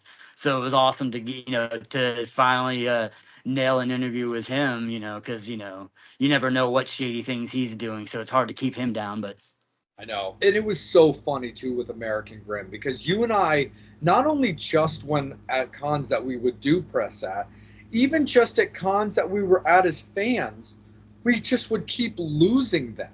And we would try to swing over to say what's up or do this or maybe do a little shopping or whatever. And it was just like, what the hell, man? And that's when we finally figured it out when they told us. They were like, yeah, we actually do a lot of the tech stuff for the VIP stuff, and the panels are equipped. We're basically the sound engineers for that. I was like, dude, that makes so much sense, because we've told you guys forever that we wanted to interview you, and that's not a lie. We're not just blowing smoke up your ass. We would constantly be walking by each other or coming back to your table when one or both of you would be missing. And we never really understood what it was. We just kind of assumed you guys were just fans too and wanted to get your autographs or get your photo op or just go shop or whatever. It wasn't until they said, they're like, yeah, we double as basically the sound engineers here for like all of the like panels and the movies. It's like, that explains everything as to why we were having such a hard time getting them. And even just circling back around to when you were talking about, sometimes the unfortunate things happen where, family situations pop up, as well as, or, filming, of course, because there's still working actors and actresses that are filling in their mid times doing these cons. Is you and I had a con that we were going to do recently that that Barbara was going to be at, and I was so excited for that. And I was like, that's Black Sunday. That's Princess Asha. Like, I've been so excited forever to want to meet Barbara Steele, because there's so much iconic, even just imagery from that movie. And then she had to cancel due to a family situation or filming, I forget which. There was also, my one, similar to your Dario, my one current pained experience is Warwick Davis.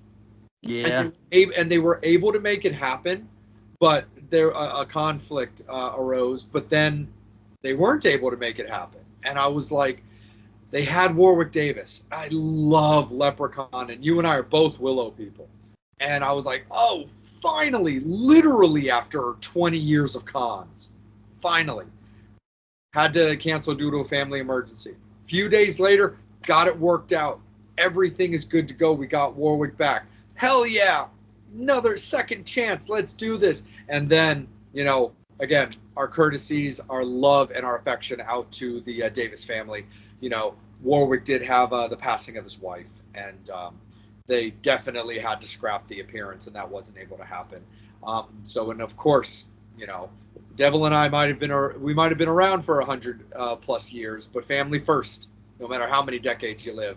And so, of course, it's like it's very easy for a person to get mad or frustrated, like you said, about losing somebody they were excited about. But there are way more bigger issues out there and stuff like that when it comes to that. But yeah, so definitely you lose some of those, excitements periodically. But anyway, yeah, finally talking to American Grimm was awesome. Talking to Lisa as from Nightmare on Elm Street is very cool too, because the other thing that I loved about that interview is not counting, of course, the big stars of a franchise.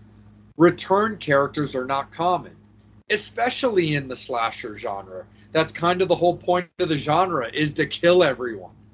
So it's really interesting to talk to somebody who's had a return appearance, but also a return appearance as that character in a franchise. And Lisa's one of those people that was able to do that. And I always personally found that to be like really, really interesting personally when it came to her like talking about like, yeah, doing like Nightmare on Elm Street and being like familiar with the franchise, but like having like her phone ring when it came to that, and being like, yeah, so we are able to do that, and I am absolutely coming back for this. Where sometimes it's a little different. We discussed Thom Matthews, who's of course known as Freddy from Return of the Living Dead, but came back as Joey in Return of the Living Dead Part 2.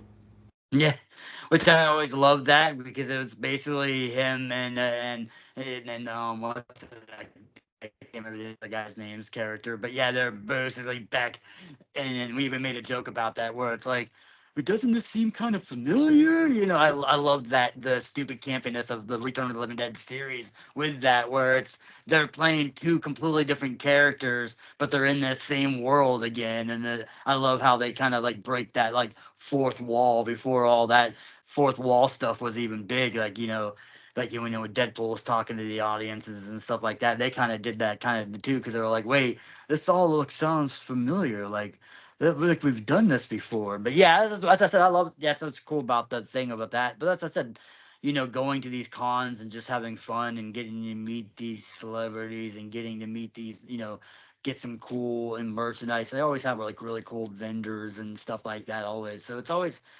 fun, like I said, and people have asked about, about the experiences of New Jersey Horror Con versus like other cons and stuff like that. And I was like, I like it. I like the, the coolness and the friendliness and like just the in family. Like I said, it's like everybody seems like all the vendors seem like they're always really cool with other vendors. Celebrities. I mean, the celebrities are always really cool and stuff like that. But it was kind of cool to see, like, talk to some of them and be like, other than your co-hosts that maybe, some of your, co-actors that you've been in through the movies, it's nice to see some of them. It's cool to see that, like, like Keith Coogan or someone like that being like fawning over another person, like, oh my God, I can't believe this person's there. And I love that with cons where like you see like, you see the two actors have never worked with each other before, but like, or they meet at a con and all of a sudden they're just like, oh my God, this would be awesome. And then like sometimes some of those could arise, could rise other businesses and, business adventures, and maybe like, hey, I talked to this person or I talked to that person, and now I got, now I'm in this movie with that person and finally getting to work with this person. Like, like I said, like an actor goes, oh my God, I'm a huge fan of yours. And then all of a sudden they go, oh, I'm a huge fan of yours. And they're like, what? And they're like, hey, I got a movie coming out. Do you want to be in it? And like, so it's all that kind of cool thing with networking and stuff like that with that. And even as fans, you're getting that, you know what I mean? You might meet, you never know. You might meet your next ex-husband or next ex-wife at one of these cons, as I always say. No, absolutely. and it's great. Like you said, the vendors are cool. There was always like so much, fun stuff there. I was able to find some cool Addams Family stuff that I love, and Toxic Avenger things, and even they had just released these new updated Universal Monster like Funkos, and I was able to get the Dracula one, which is super cool, and just so much fun things to get. But it was also really cool to run into a Vampire and Devil Interview alumnus again, and Damien Dreadfuls was there. So it was so awesome getting to see, my fellow countryman Lord Damien again. So that was always super awesome. And just like, any kind of con, again, Comic-Cons, sci-fi cons, tattoo conventions, things like that, you start running into the family that maybe you only see at cons, or maybe even just your normal con family that you always hook up with. I mean, you and I have a collection of about 8 of us that are particularly tight when it comes to doing like certain cons that we're always at collectively. And then even these cons, we have people that we know from this con, as well as friends that are just con people that we know we're going to see them at this con, but we also know we're going to see them there as well. So that stuff is always, very, very cool for sure. So, Devil, as we put an end to this particular conversation about our New Jersey HorrorCon experience, what would you say are like your 3 takeaways and favorite moments for this? I can tell you what my least favorite moment was. Okay. Recording the Monster Squad interview and not turning on microphones. and sweating bullets the whole entire time, like going, oh shit, that was a kick-ass interview, and we may have squandered it. And I was even joking with the guy saying that I was just gonna dub their voices over like some bad Japanese like anime, where I was just gonna be like just start doing some some voiceover work and just pretend like I'm those guys. And luckily I didn't have to do that. So Even they said that we should do that. yeah, although it would be cool. Yeah, they did mention that we should do it as like a old school like silent film where we just put like subtitles on the thing, even though there's no like actual like audio. And I'm like, maybe down the line I'll do something like that. But yeah, that was my least favorite, and yet kind of it turned out to be one of my favorites because we, like I said, we did get a chance to go back and get our interviews with the Monster Squad kids. And I mean, even though they're not kids anymore, but anyways. But yeah, I mean that was definitely a highlight of it. Obviously, getting to see some. I mean, even one that we didn't. Even someone that we didn't get an interview with, it was cool to talk to Ken Foree because I've had interactions with him in the past at other cons, so it was cool to talk to him again and stuff like that. But yeah, definitely. He was my favorite rejection. Just because I loved the way he said it, because it was so nice. Very, very wonderful man. But it was fucking hilarious. He's like, look, I don't do them because when I talk in an interview, it just turns to gibberish. There's just nothing that I would probably give you guys enough to just warrant an interview.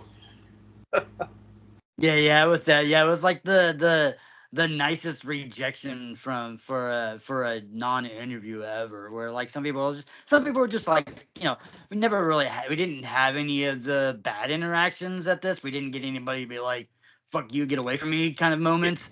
It was kind of like we really don't do interviews, or we don't like to do them here, or something like that, which is always cool. But yeah, that one was like my favorite, probably rejection one, just because he was so nice about it. He was just like, I really would, but I feel as myself, I wouldn't give you anything good because I like to gibber. But yeah, that was definitely fun. Like I said, definitely meeting up with Lene, and seeing Lene, but seeing Amelia and the Night of the Demons cast was awesome. I was super excited about that and stuff like that. And it's like, and just overall, like my favorite moment. It's just like I said, just the con itself. Like like I said, it's. I know it kind of sounds like we're putting smoke up people's asses, but I really, really do enjoy this con. I think it's ran very well. Like I said, I think that the people who are behind the scenes and the volunteers and all that kind of stuff like that, it's always really cool. It's always really they're really welcoming. And like I said, the fact that we are a younger podcast when it comes to doing this and giving us the chance to to do this press stuff. So I mean, obviously, I'm going to give them huge praises just for that.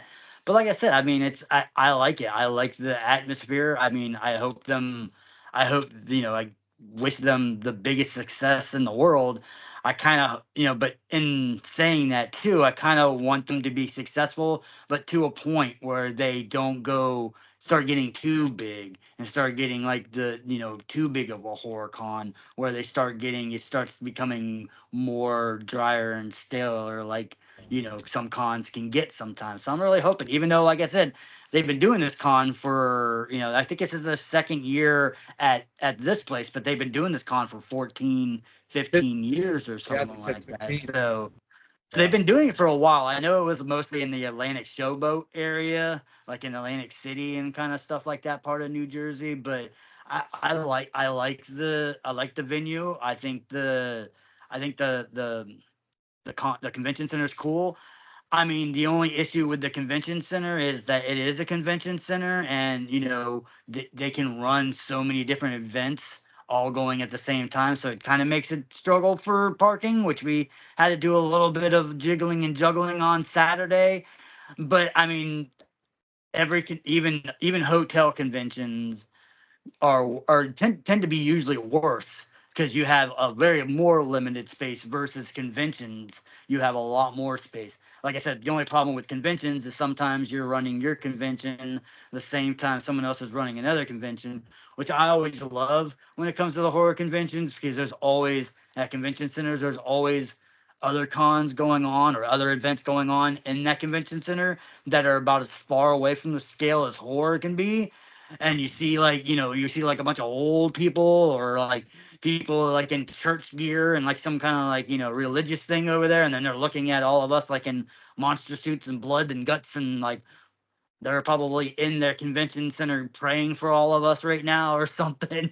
So that's what's cool about these about the convention centers. I mean, like I said, I get the hotel, it's a little more intimate and stuff like that, but like I said, I mean, I wish nothing but success for New Jersey, but like I said, in that same sentence, I want them to stay, to a certain degree of, a level, just because, like I said, once you start getting into those big, huge cons, then that's when you start getting into a lot more problems sometimes. I mean, not always, but like I said, in general, I feel like I like where they're at as far as like the card level of guests they get. And like I said, who knows who they're, I mean, like I said, I was super surprised on the guests that we got in April.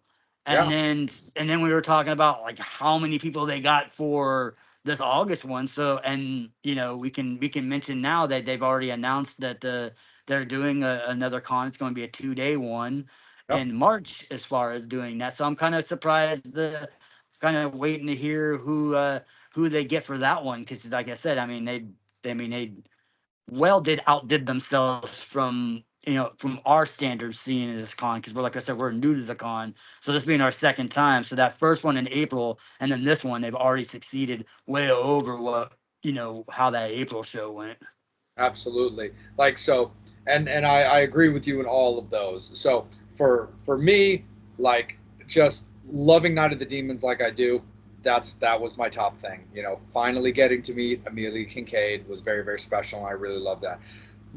Constance's behavior was such a wonderful experience that it's hard not to put him as something that I truly enjoyed, and then just the other just people that were there for just casual autographs that I was able to get, being able to get Ken Foray on my Devil's Rejects DVD, getting to get Bill Moseley as the first autograph outside of Rob Zombie. And I made this joke there, and he thought it was funny too, whereas I was like, hey, my 3 from Hell poster is more than welcome to have just lived alone on my wall with its Rob Zombie autograph on it by itself.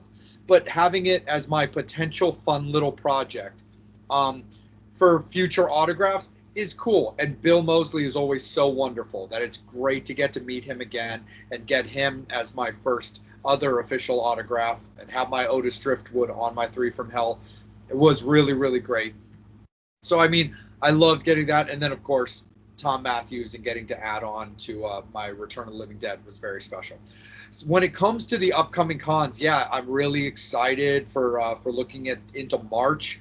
I've got 2 things as requests, potential requests, simply for me, well, one partly for you, that'll make sense, that I would love for that next event is, come on, New Jersey Horror Con, for returns, please bring back Rochelle Davis and Ginger Lynn.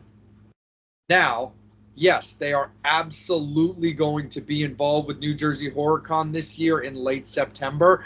Devil and I just happen to have a conflict. So there's a part of me that's simply putting it out there as, come on, skateboarder from The Crow. Give me some Crow action. Give me some Rochelle Davis. Give me some Tony Todd. Give me some, Top Dollar. I would really love to get some more Crow people, so that would rock. And Ginger Lynn, well, for both of us, I would like to get her on my DVD for sure, because I would also probably have her write, Laugh Clown Laugh or something like that as well. But I would love to get her on there. I know that you're a fan, so that would be wonderful. But I would also really love, some more, for me personally, Hocus Pocus people. And again, doesn't have to be anything over the top. Again, for the level, again, of like sanity that we want to see the continued rise of New Jersey HorrorCon. I can understand the sheer difficulties that would come with a Bette Midler and a Sarah Jessica Parker. But for me personally, when it comes to my poster, the next two people who I've really wanted to get on there are the bullies. I really want to get Jay and Ernie, man. I want to get Jay and Ice. I want to get those guys on my poster. I think that would be so super awesome. And just because I think it would be fun, do I think he would get brought in? No. I don't even know if this dude's even done a different movie outside of that.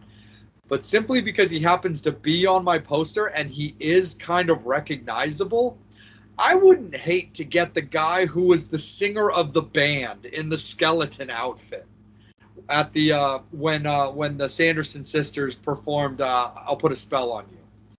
I just think that would be kind of cool. And again, he would definitely be one of those like smaller type people that I would want to simply get for personal reasons, but also be like, but you also need to know your worth, bro. Don't be rolling in here as a $60 autograph, knowing that you're the lip syncer, the possible lip syncer or whatever, just a one scene performer from Hocus Pocus. So that, I just think that would be kind of cool. But yeah, for the future New Jersey HorrorCons, would love to get some more Hocus Pocus people. I think that would be awesome. But in particular, the bullies, and for my love affair of the Crow, would definitely love to see Tony Todd and especially Rochelle Davis. But oh yeah, Ginger Lynn Devil, that would rock. Yeah. I mean, you were throwing in some, like you said, you did some of the Monster Squad. Maybe, hopefully, with the cancellation of the Dad, they can get Fred. Dad. They can get Fred, the director. I know he's been doing and then even getting Woodruff Jr., who plays Gilman.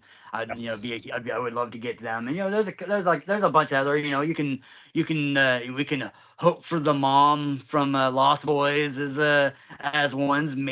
What potential, like I said, because it seems like, especially with the August, with this one we just did, the August New Jersey HorrorCon, it was very centered towards reunions. They had other ones, but like you said, they had like 4 or 5 big reunions on this one, which I'm kind of excited whether or not they're going to do any more reunions, and then trying to ponder what reunions throughout the horror genre we would like to see. But I'm looking forward to seeing what comes next year. But like I said, they have the event that's coming out in September, and then they do have a one-day market for that one in September. It's a one-day one, and then they do have one coming out in December. They've announced so far with Tony Moran from Halloween, and then our beloved Felissa Rose will be there. Fangs, ghouls, goblins, spooks, and creeps. We appreciate you guys so much as always. We are going to put a little bow on this. We are going to, send it to the flames to get baked up and wrapped up, and then we're going to splatter a little blood on this. But first and foremost and the most, thank you, New Jersey HorrorCon. Thank you so much for having us out. It was an absolutely wonderful experience again, and Devil and I would very much like to continue a building and strong partnership with you guys. So again, New Jersey HorrorCon, thank you guys so much. Ryan, thank you so much. We really look forward to our next opportunity to work with you or just be there as fans. We definitely appreciate you guys, and you are very, very heavily supported by this show, and we look forward to the next one. It's going to be a great time. But thank you again, Fangs, Ghouls, Goblins, Spooks, and Creeps. We'll be coming back at you a little bit later. But check out our most recent drop. Very, very recent. Oh, yeah, episode 14, where you guys get to watch right now us talking about gutter balls and a little bit of nakedness. And we get to talk about, since we discussed Bill Moseley, you get to watch our Better Than the Originals sequels showdown, where it was Devils, Texas Chainsaw Massacre 2 against Vampires, The Devil's Rejects. How it played out, you're just going to have to go and watch. Thank you, Fangs. We love you. Horns up. Fangs out.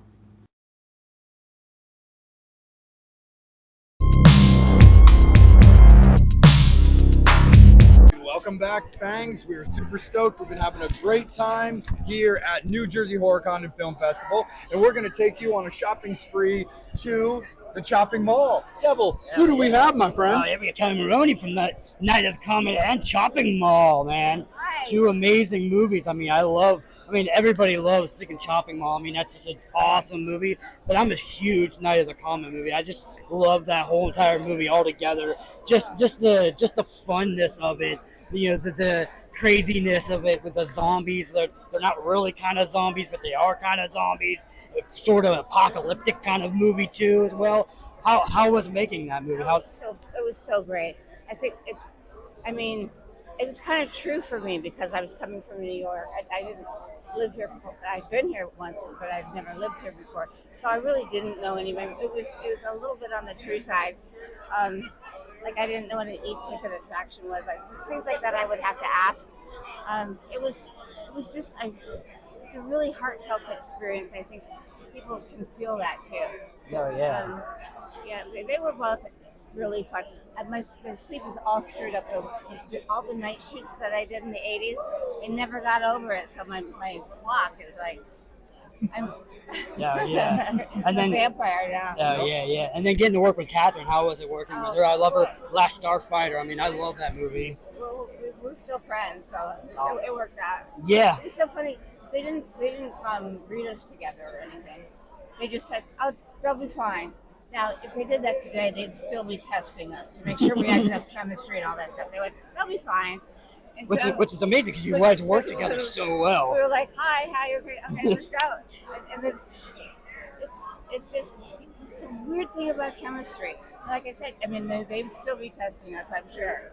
Yeah, exactly. It's so important, and it's like making movies is like if you could bottle it. You know, there's either you could have $1 million and a famous director and a famous cast, everything going for you, and it can fall flat, and you don't know why.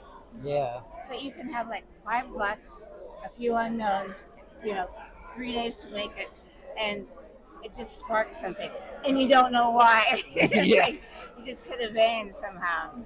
And that's what's so special about it. It's almost like going to Vegas every time you hit a set. Yeah. No, absolutely, because you do also get those movies that like they hit a vein, they get involved in some ways. You've got movies like Dawn of the Dead, that's a mall reference movie that Devil and I have been to the Monroeville Mall and checked out. And then of course you've got Chopping Mall, where you've got these things that tie into people's just common daily activities, but then maybe make them look around corners a little bit more carefully and stuff like that. But when you look back at a movie like Chopping Mall and the fact that it really did take legs and grasp so much for a low-budget movie, how do you look back at that experience and the subsequent, success of that movie and, cult status? It's so wild because every year it seems like it's more popular. Yeah. And I'm shocked. I would never have thought that it could be 2024 and I'd be sitting with you talking about stuff that I did in 1984 or 86 ever. I mean, why would I have thought that? Of course. But I mean, now there's a robot at a hotel that you answer the door and it brings you whatever, and it says, "Thank you, have a nice day." Literally. And who would have thought that was going to happen? I mean, we're so prophetic and we didn't even know it.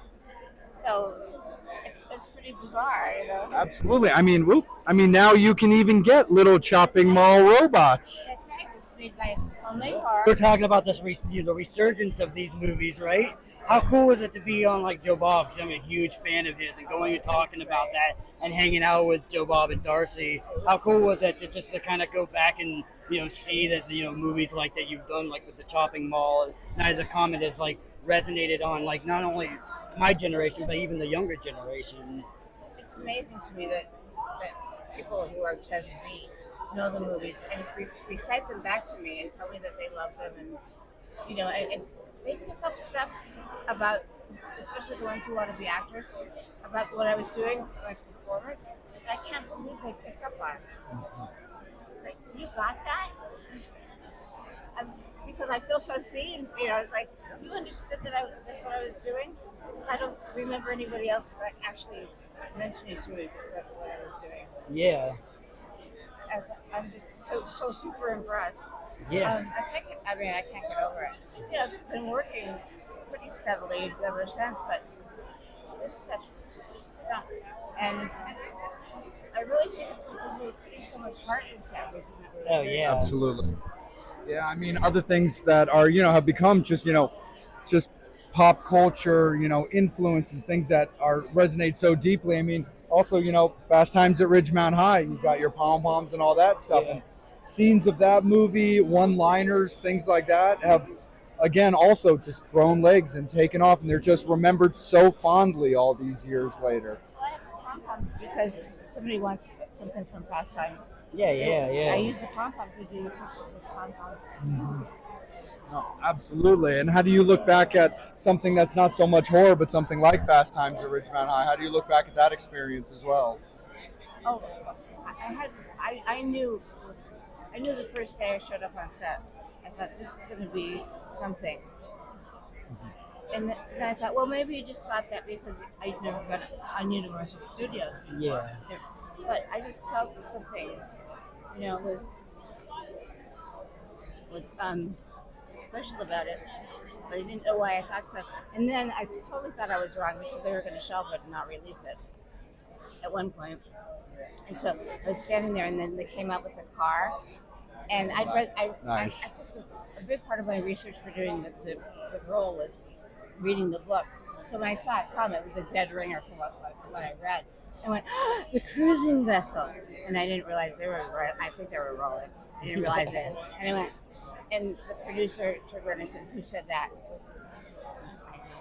It was finally some enthusiasm. And it took me 20 years to understand that I looked like for me to understand that people were casting me as a cheerleader. Because in New York, they were casting me as a juvenile delinquent. Yeah. And I was reading for Stacy, but I got part of the cheerleader, and I thought, and then I started to get cheerleaders, and I never got why. But now that of course, I appreciate some it's because I was over the top enthusiastic. Now I get it, but at the time I didn't see myself that way at all. Yeah, and it's kind of funny though too, because obviously in Fast Times you're a cheerleader, and then the cheerleading outfit in Night of the Comet. So it's kind of like that. Like maybe we're just going to put her in cheerleading outfits all the time. Well, somebody asked me one time, did no one ever say maybe that wasn't the greatest career choice for you? I said, no, nobody ever said that. Nobody planned my career. I just grew, just like nobody. Yeah, There's exactly. nobody standing there going, "That's a bad idea." No. For sure. And how do you look at weekends like this? Not only getting to see, your peers, people you've, known your whole life, or people you haven't seen for a while, along with meeting all the fans of people that care about your work so much. I don't get through one of these shows without crying, because people will tell me stories, and it's really important to us to connect. I mean, that's why we do what we do. And when you find out that you made a connect, that someone connected with you and you did your job, that's why we're here. That's why we act or whatever medium we choose to do it. That's the reason we do it. And to find out that you did it, because we just throw it out there into the universe. We don't know if we ever really did. We hope we did. We think we did. And then to see these people, we might live in the same city, but we don't see each other. So that's really weird. And most of us we're all friends, kind of. And then for most, some people I don't know, obviously, but all the women we know each other. And otherwise, this wouldn't. I just think it's fantastic. These people that just come to see us. I can't get over it. I never will get over it. I don't want to get over it. You shouldn't take that for granted. No, not at all. I mean, cinema, movies, you live forever when it comes to that kind of stuff. It's such an amazing situation, an amazing honor that something that you get to record and shoot and then put out to, the general populace is going to last forever. Yeah, and someone shows their kids. Or somebody says, I wanted my daughters to see that strong women as teenagers, and I go, wow, it's really important.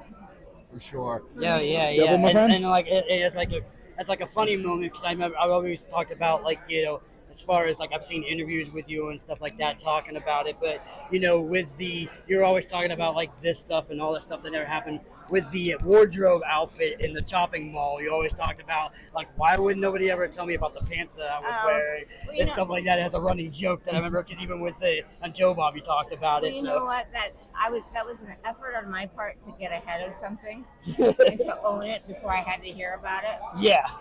And it backfired completely on me. Because all I did was make it more famous, I know. That's one of those things where, one of those things where like maybe people wouldn't have noticed it if I didn't say anything I about saw it. it once or twice come up online in a conversation that like on Twitter or something. Yeah, I got to get ahead of this one. So that's what I thought I was doing, but no. Yeah. No, I threw gasoline on it. Awesome. Now I hear it all the time. Oh yeah. It didn't have to be. Yep. Absolutely, for sure. But Kelli, thank you so much for some of your time, and we hope that you continue. We can also have a little bit. We'll throw in one more tidbit for us. So, what can you tell us about some of maybe your plans for 2024 into 2025? What can you possibly announce? Anything that you're allowed to tell us about what we have to look forward to for you? Well, the thing is, I'm not supposed to say much. But, Understandable. Yeah. I might have something more to do with the last drive-in people. I might. You never know. Just never know. Absolutely. Well, keep watching, keep paying attention. And then even piggybacking on that too, we're talking about like sequels and stuff like that. Has there ever been has anybody ever tried to approach you guys on maybe a Night of the Comet sequel or even a Chopping Mall sequel at some point? We hear about them all the time, but frankly, I don't think anything's. Yeah. They're really their own thing. Yeah. I mean, once you start getting into trying to write something about it, it falls apart. It's kind of like. Yeah. They're really. It's like Thom Matthews says, when you run into story problems, just cut to the girls. Right. Yeah. There you go. Yeah. So there's another horror thing possibly coming out. Yeah. Sounds good to us, man. Awesome. Well, keep your eyes peeled. And again, Kelli, thank you so much. Oh, yeah. We appreciate you guys. We'll be back in a little bit. I'm Vampire. He's Devil. More importantly, she is Kelli Maroney.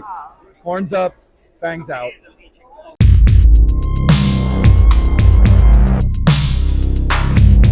Okay. All right. What's up, Fangs? It is so great to see you guys as always. Again, you are back with Vampire and Devil. I'm Vampire. He is Devil. They are the Demons. Night of the Demons is joining us right now. You are double. We are triple trouble. We are triple trouble now. Absolutely. We are very, very honored and pleased that you're giving us a little bit of your time. But for any of the Fangs, whether they're Fangs of Night of the Demons or just Fangs of horror movies, please introduce yourself and who you were in Night of the Demons for us. I'm Amelia Kincaid, and I had the pleasure of not necessarily just killing everybody, but possessing them so that they never die. And a few, very, very chosen few, amazing people actually got away. And here's one of them who escaped and is alive to talk about it this very night. Hello, everyone. Nice to see all of you. And also nice to be seen. My name is Alvin Alexis. I, of course, played Roger in the movie Night of the Demons, and it was a fantastic time. And it's also great to be here at this festival, and I'm having a great time. And good to see all of you. Hey, how's it going? I'm Hal Havens. I was Stooge, and we're having a great time in Jersey here. These two are mildly creepy, so I'm not really sure what's going on, but this is all Amelia's fault. Yes. And Stooge was more than mildly creepy. One of the most amazingly terrifying possessed monsters in movie history. Oh, yeah. Sure. Pig nose and all. No, absolutely. And one of the coolest things, about cons, festivals like these, is they allow yourselves, your peers, to see each other again, to, get back together and look back on fond memories, think about the movie or the movies that you did together, depending on how the series is, So it's got to be great, like spending time with each other again.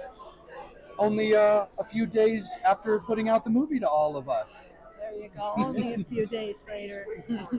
I think one of the most astonishing things about this movie is that it's still out there. We still have fans coming in with tattoos of us on their bodies, and they're bringing in all sorts of amazing artwork that they've created, graphic designs, pins, and statues. And the artists have been so inspired by some of these horror movies. But one of the things people ask us the most often is how the cast got along. And I think we were having fun. Yes. We genuinely liked each other, and we were genuinely having fun. So to have us be able to come back together all these years later, when we still genuinely like each other and we're still finding ways to get in trouble and have fun, it's a real honor. It's a real honor and a pleasure that these movies are still alive, and it's because of you. You fans are keeping these movies alive. Now, not only just the kids of the fans, the grandkids of the fans are coming in, and they're Night of the Demons crazy. They're crazy about the movie. I mean, that's got to be an amazing thing for you guys, for have a movie that puts its claws into the subculture of horror, to where tattoos are a thing and it's being shared with generations, as opposed to being a standalone movie that's maybe dominantly remembered by the people that saw it at that time, but they're passing it on to their families. That's got to be an amazing feeling. Yes, it is. And when you think about it, 1987, when we filmed this, none of us thought that we would be here today. How many years later? Well, just do the math, folks. Yeah. Here we are. 2 years and later. and it's just amazing that it continues, and I'm very grateful for that. I'm also very happy that we have a very devoted fan base, and it's you guys who are keeping it alive and passing on from generation to generation. So we thank you, because without you, we wouldn't be here. And it continues to grow every year. And this is definitely one example of it right here in Edison, New Jersey. We hope to see you guys. For those of you who are planning on coming, we're looking forward to seeing you. But more importantly, thank you for sharing your love of horror films, and of course, supporting our wonderful cast. This film came out in 1988. And when it was released, it was just like a couple of showings here, a couple of showings there. Then, of course, DVD, then VHS or VHS DVD. Yeah. And all of a sudden, people come up to me and saying, I saw that movie. Weren't you in that movie? Just the other day, I heard that from a kid that lives in one of my buildings. So it's a wonderful thing. And I'm so happy and grateful. Absolutely. Oh, yeah. How about yourself, sir? Well, it's funny that you use the terminology that people are passing it on. It made me think of years ago, we were in Riverside all together, and I met a couple, and I thought they were boyfriend and girlfriend. It actually turned out it was an older brother and sister. And he told me that, I think the age was 12. He said, when I was 12 years old, my mother gave me Night of the Demons. And when she was 12 years old, I gave it to her. And he didn't mean gave a copy of the film. He meant shared it. It would become a family tradition. And I swear to God, I was almost in tears. I was just in shock that to be lucky enough to be involved in something that people have, they identify with. And, you can't help but be grateful. That's it. But like you said, it's become a generational thing. And man, how many times you get that in your life? Yeah. Absolutely. So many people, they watch it every Halloween. Oh yeah, it's and definitely. then the I watch family horror comes movies all the together. time. They watch it every Halloween. I love it. And it's like rotation all the Christmas. It's a Wonderful Life. Yeah. We've got certain things that we love to watch. I've got friends who watch The Wizard of Oz every birthday. Mm-hmm. And the fact that this has become something that is bringing people together, that's what I love about it. Oh yeah. I'm glad it brings us together. Yes, yes. Like, you are literally two of my favorite people in the world. You know how I feel about you. Yeah. But so the only time I get to see you guys is here. Yes. So it's awesome. And there's so many different ways to immortalize things as well. You've got bands like 45 Grave that did their song Night of the Demons. Yeah. And it's as I didn't know about that. Yeah. I don't know about that. Thank you, 45 Grave. Yeah, 45 Grave. Yep, their song Night of the Demons. It's fantastic. Oh. When we get done, I'll play it for you. Yeah. You guys will really like it for sure. Yeah, But yeah. I mean, just different ways to just immortalize and just feel so grateful that you left such an impression on fans in general, whether it's sci-fi, horror, or just people that like really unique styles of movies. And Night of the Demons is its own, definitely its own unique style of movie. Yeah. There's nothing that matches it. Like it doesn't have like a counterpart where you would see Night of the Demons and maybe think of another movie that's kind of comparable to it. It really is very solid as a standalone franchise, which is one of the things I really love about it. Yeah, yeah. Well, it really was of its time. You Yeah, know what yeah. I mean? That was an era where the horror comedy was kind of a thing. Yeah. But it had to be kitschy. And I think what made Night of the Demons kitschy is because we didn't think it was kitschy. We were just making a movie and trying to be as good as we could be. And in my case, trying to be as weird as I could be. And it just, Kevin put it together. And he put it together well. There was such a good crew on that. Remember, I don't know if you guys remember Dave Lewis. You do, obviously. Yeah. Dave Lewis was a brilliant cameraman. In fact, my first moment on the set, I got dropped off. I was on the street. They were shooting the exterior scene with the rat gag, right? In the beginning. And I got dropped off and I was standing next to this car. I thought I was standing out of the way, and I looked down, and there is the DP with a 35 millimeter camera in one hand, crouched behind a car. And on action, he got up and he did. And there's a big tracking shot in the beginning when it comes to the rat gag.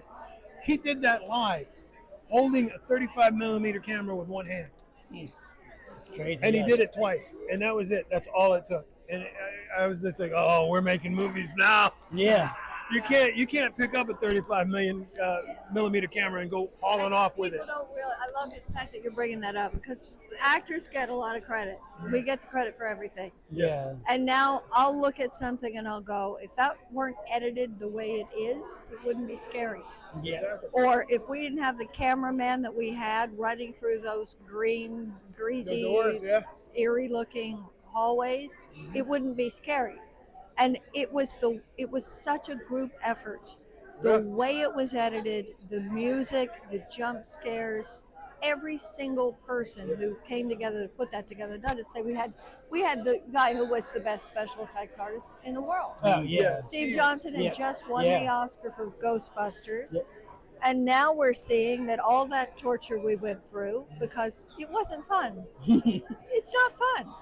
It's not fun having stuff glued to your face and being hot slimed and have fangs that make your mouth bleed and contacts in both eyes, and you're propped up in the corner so that you don't get wrinkles in your dress and you're not allowed to sit down. I mean, we suffered. Yeah. And now, all these generations and years later, it's paying off. Yep. I can't tell you how many tats I see. I see so many tattoos. Oh, Angela's everywhere. Yeah. Everywhere. And I'm like, man, this was a movie that canned my acting career.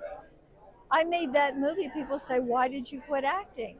I couldn't get hired. Yeah. We were blacklisted at that point that if you made a horror movie, you will never work again. Yeah, especially at that no time. one will ever take you seriously. And the truth of the matter is, if you live through that as an actor, you can do anything. Yeah. They could hang you upside down off a cliff and you could act. We weren't in front of a green screen. None of that existed. Yeah. It's all There practical. was no such thing. Yep. There was no such thing. Then Demons 2, I was in that snake makeup for 27 and a half hours. Brian Treacher Smith, who is a genius, who I adore, came up to me and said, well, Amelia, on the next one, you're going to throw a fireball. And I said, oh, you're going to set my hands on fire? Because in the first movie, they set my hands on fire. It's real. I had 6 seconds before it went into an ice chest. Oh, man. And he said, no, we're going to do it in post. And I said, post? What's that? there was no CGI. Yeah. And I think that people are responding to the fact that they know we're in there. Yep. This isn't CGI. This is real. And you maintain an emotional connection to the actor because there are really contacts in his eyes. Yeah. It's not going to be red twinkles that they add at the end of the movie, you know? Yeah, exactly. But it is so flattering that the fans are keeping it alive. Oh, yeah, yeah. We aren't. We couldn't do it. Yeah, and the cool. We need you to do it. Yeah, exactly. And the cool thing about it, especially at a time when these movies were coming out with part 1, part 2, and part 3, having the same actors in all 3 of those movies was like almost kind of unheard of as far as a horror franchise at that time. Yeah. So it was so awesome to be, to see that, you continued, the character for each one of the ones. And like with that question, what kill out of all 3 movies was your favorite kill? Oh, I just can't play favorites. It's just not fair. You better be kissing me. I didn't kill you. Halfway. You were just possessed. Yeah. You were just possessed. It's good. He's pretty much like, you're not coming back. Yeah. You're not coming back from that. It's kind of done then, yeah. No, I made you eternal, and look at you now. See? You're here in front of your fans because your fan base and your stardom is eternal now.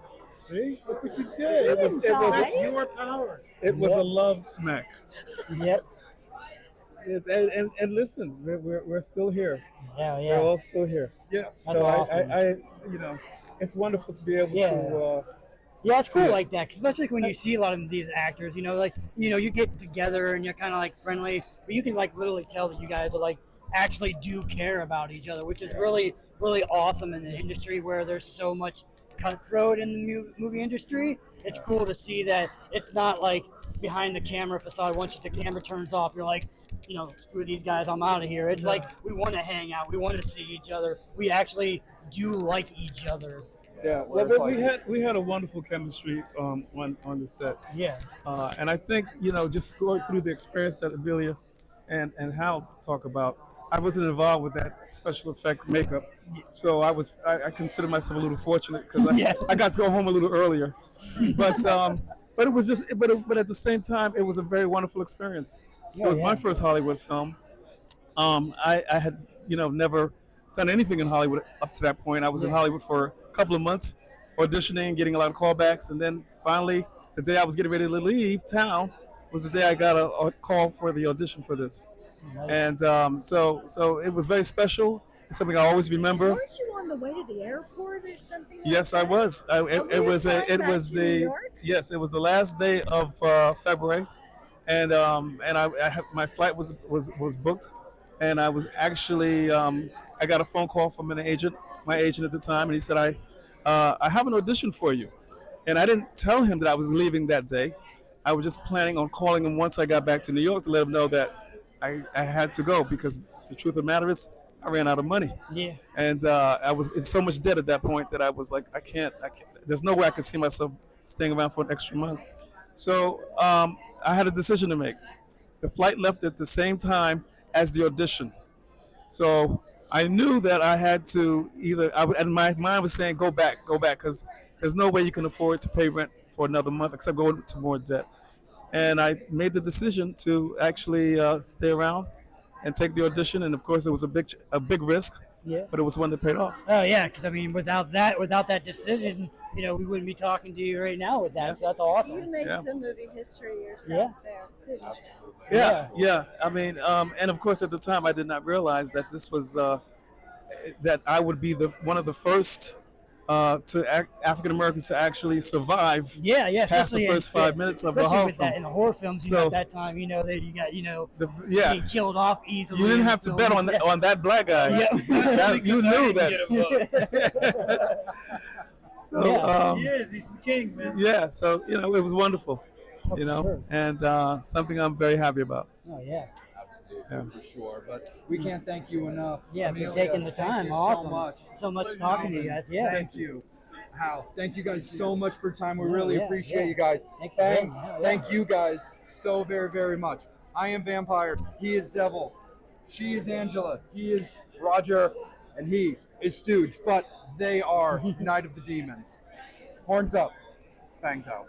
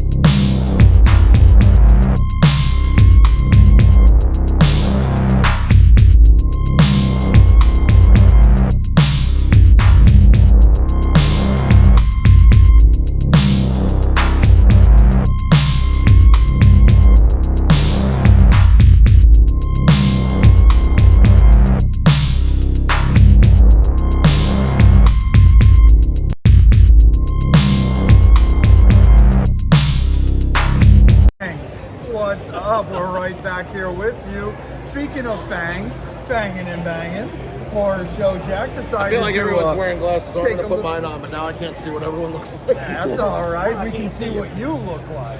But first and foremost, man, thank you for a little bit of your time hanging out with us, hanging out with our fans. Thank you for coming by. Of course, man, absolutely. So talk a little bit about how you got into the fanging industry. How I got into the fang industry? Well, I got my very first pair made in Red Bank, New Jersey. The guy made them right on my teeth, and about a year later they broke. Got another pair from another company in Philly at a Vampire Ball, and it wasn't one of Father Sebastian. It wasn't Father's? No, I actually could never afford his.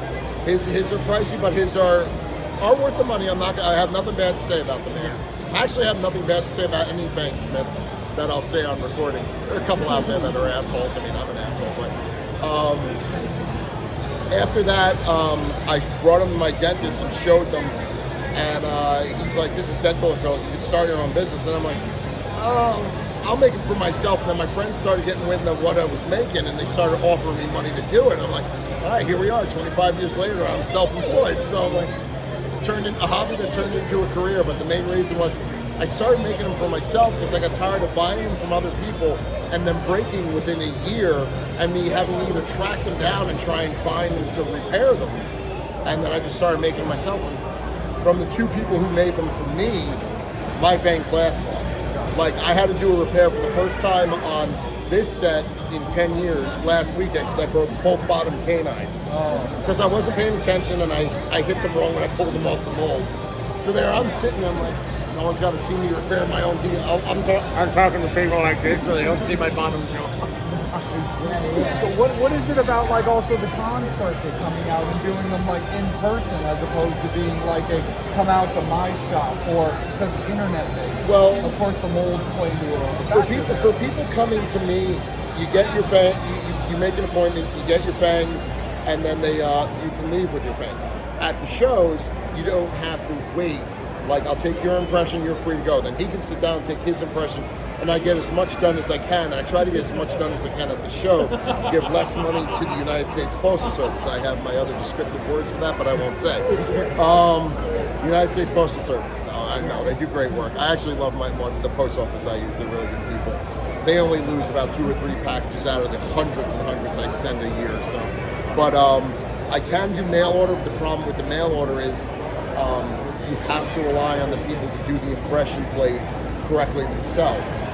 Some people just don't like to listen to directions. I have a YouTube link that explains everything. I say in the YouTube link, and I say on the phone during the purchasing process, if you have any questions, if the video, instructional video is not clear, text me, call me, because I'd rather you not have to buy another kit, because aside from that, it's really expensive. The material has gone up exponentially since the pandemic.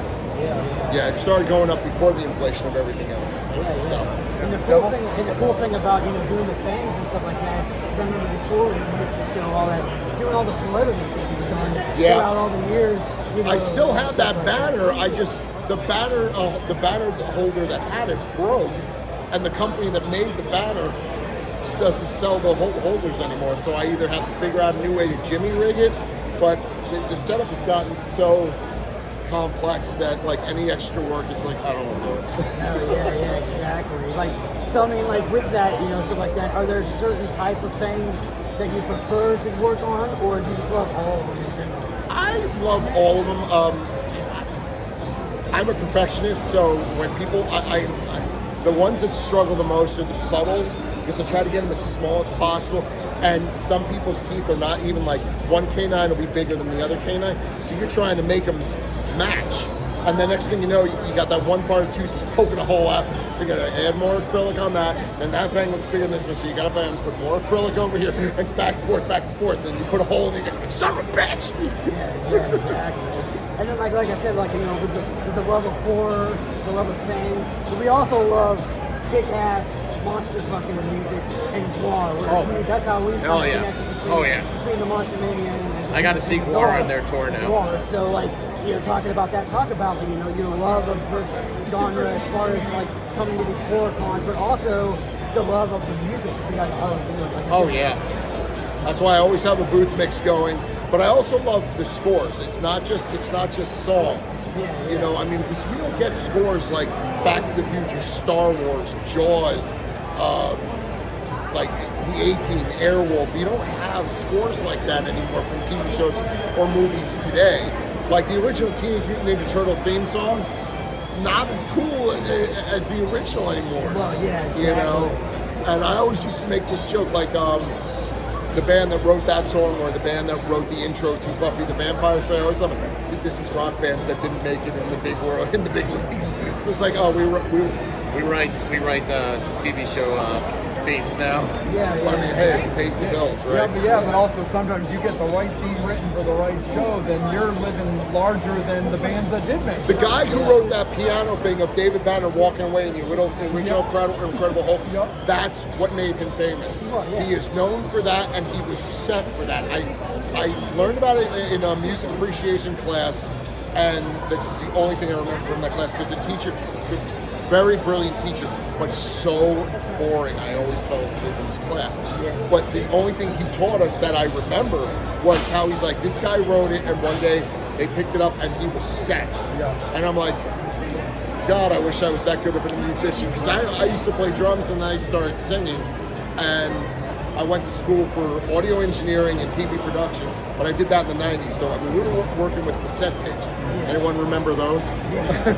So Jack, Danny Elfman has this incredible, lucrative, and amazing career, and it's literally well documented that Tim Burton had to pester the shit out of him to do the Batman score, the Beatles, just because he didn't want to do it. It's not that he was trying to be a dick, he just wasn't interested. He didn't really see himself as that guy.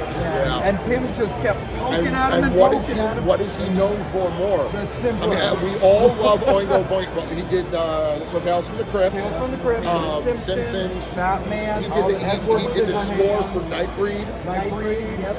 Edward Scissorhands. Well, of course, all the Burton. All the Burton. But that's the cool thing about it now is, if you think about it, the Elfman and stuff like that. The cool thing about it now is you've got these people that are coming out, and you've got someone like Trent and Atticus that are doing these scores now. I just heard that they just got the score for the new Tron. The score on the new Tron. But who's doing it? Reznor and Atticus are doing the new Tron movie. The Dust Brothers aren't doing it? No. Oh, wow. You've got it's going to be very interesting. For Danny, you've got longevity in The Simpsons, but then, of course, you've got, again, it's Tim Burton, but you've got the coup de grace in The Nightmare Before Christmas. And Danny Elfman actually was upset because originally he was doing all the acting for Jack Skellington, but Tim Burton they didn't like how he was doing the speaking roles, so that's why they brought Chris in. And I never knew that. I always thought it was just Danny Elfman all together. And when I found that out, I'm like, how did they? I knew it was Chris, and I knew it was Danny singing, but I never knew that but I didn't know until recently that there was an issue. That I just assumed Danny's a musician. Let's have him sing. Chris is an actor. Let's have him talk. I always assumed it was that simple. Yeah. Let's have the musician do the musician stuff. Let's have the actor do the acting part. I never realized that like Danny was originally supposed to and wanted to, and then kind of got bumped aside. I always thought to begin with, I thought it was contractual wise, kind of like with Jonathan Davis and the Queen of the Damned, where they couldn't put him in the movies. They could play his music, but the soundtrack he had to go out and get everybody else to sing because he wasn't allowed to do it. Because he was only allowed to put out music through a certain label, and he wasn't able to do it. He was allowed. Labels are the reason why we don't get more crossovers.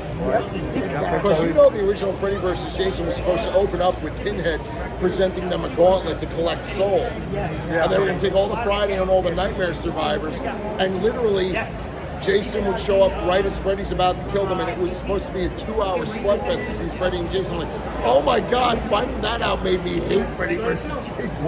Yeah. Or even like Rob Zombie, like all the stuff he had to go through Universal with a lot of his characters back because of half a thousand books being, they were just like holding on to all that shit. Which is funny because like it's well documented too that he basically got like fired from his movie deal over like House of a Thousand Corpses. And now Universal Studios has since made a House of a Thousand Corpses like theme park, and it's like you're the same guys that told me you fucking hated my movie and fired me right afterwards. But then you have movies like the classic Monster Squad, which is more famous now than when it came out.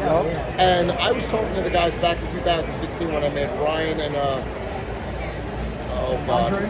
I always want to call him Sean, but I know Sean is not his real name. And I made their fangs for them, and they said, I'm like, why did we never get a sequel to it? And he goes, we've been fighting to get a sequel for that for years, and we can't get a script that we like, but also the people who own the rights at the time, who own the rights to the story, said there's no demand for a sequel. I'm like, are you fucking kidding me? Yeah, exactly. You put a sequel to Monster Squad now, I mean, that theater would be packed.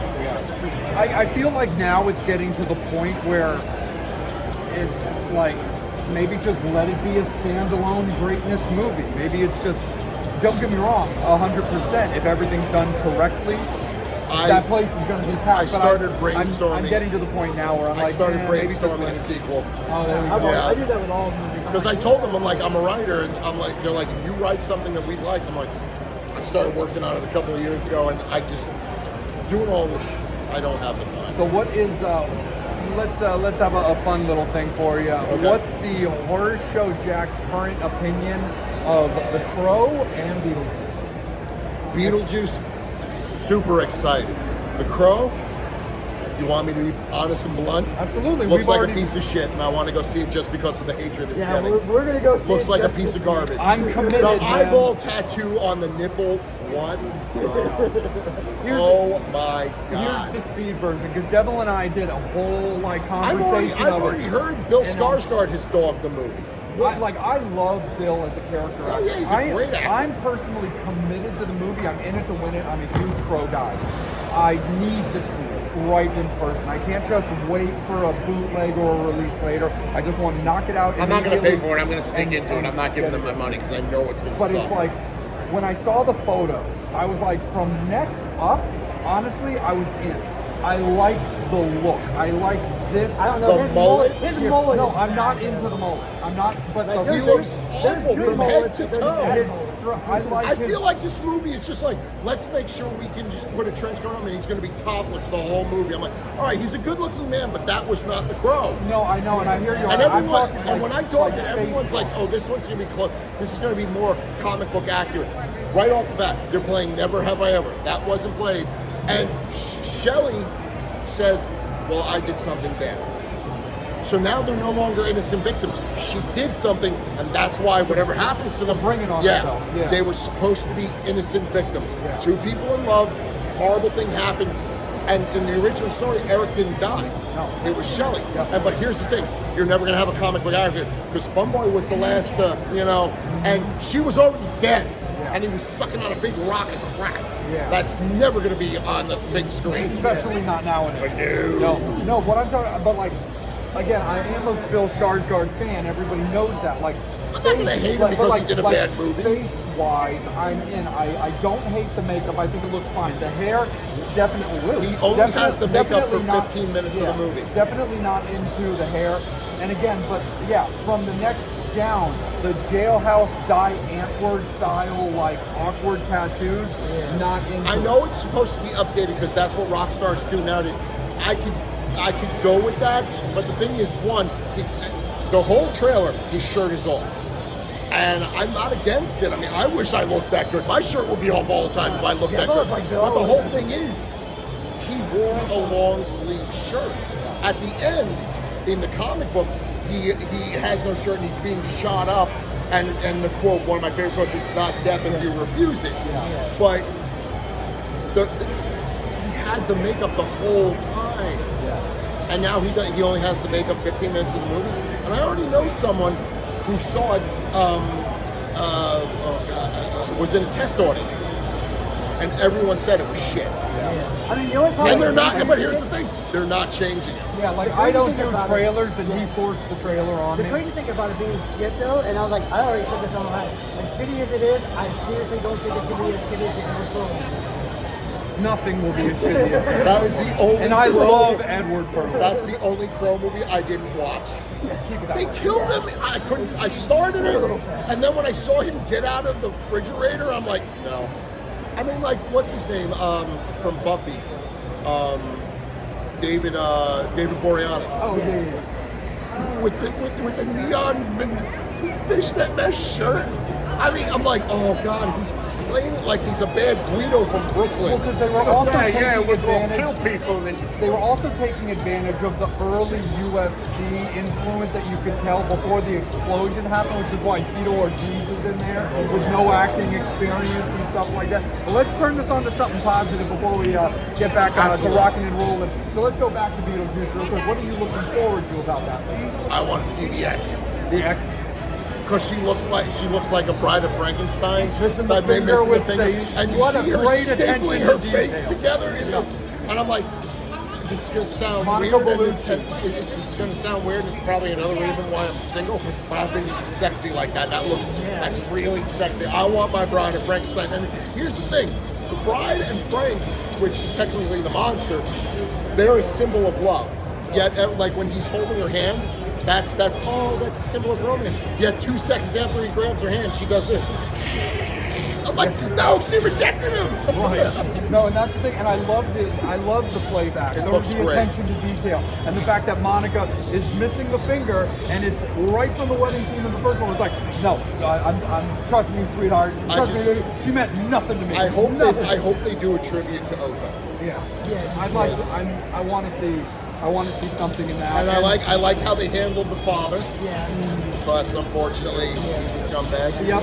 And that broke my heart because I like Kevin Spacey. I love his movies. I love all the characters. Now he's just from Beetlejuice to Transylvania 69 down to Ferris Bueller's Day Off, Ravenous. Or freaking Howard the Duck. He was the bad guy, Howard the Duck. Well, he was the good guy, but got turned into the bad guy. Yeah. That's what I said. It's like, oh my god, I love his movies, but then he's such a douche. It's like, really? Oh yeah, but absolutely. Jack, gentlemen, thank you so much. Thank you so much, Fangs. We'll be back with you in a little bit. I am Vampire. He is the devil, but he is your HorrorShow Jack. Horns up, Fangs out.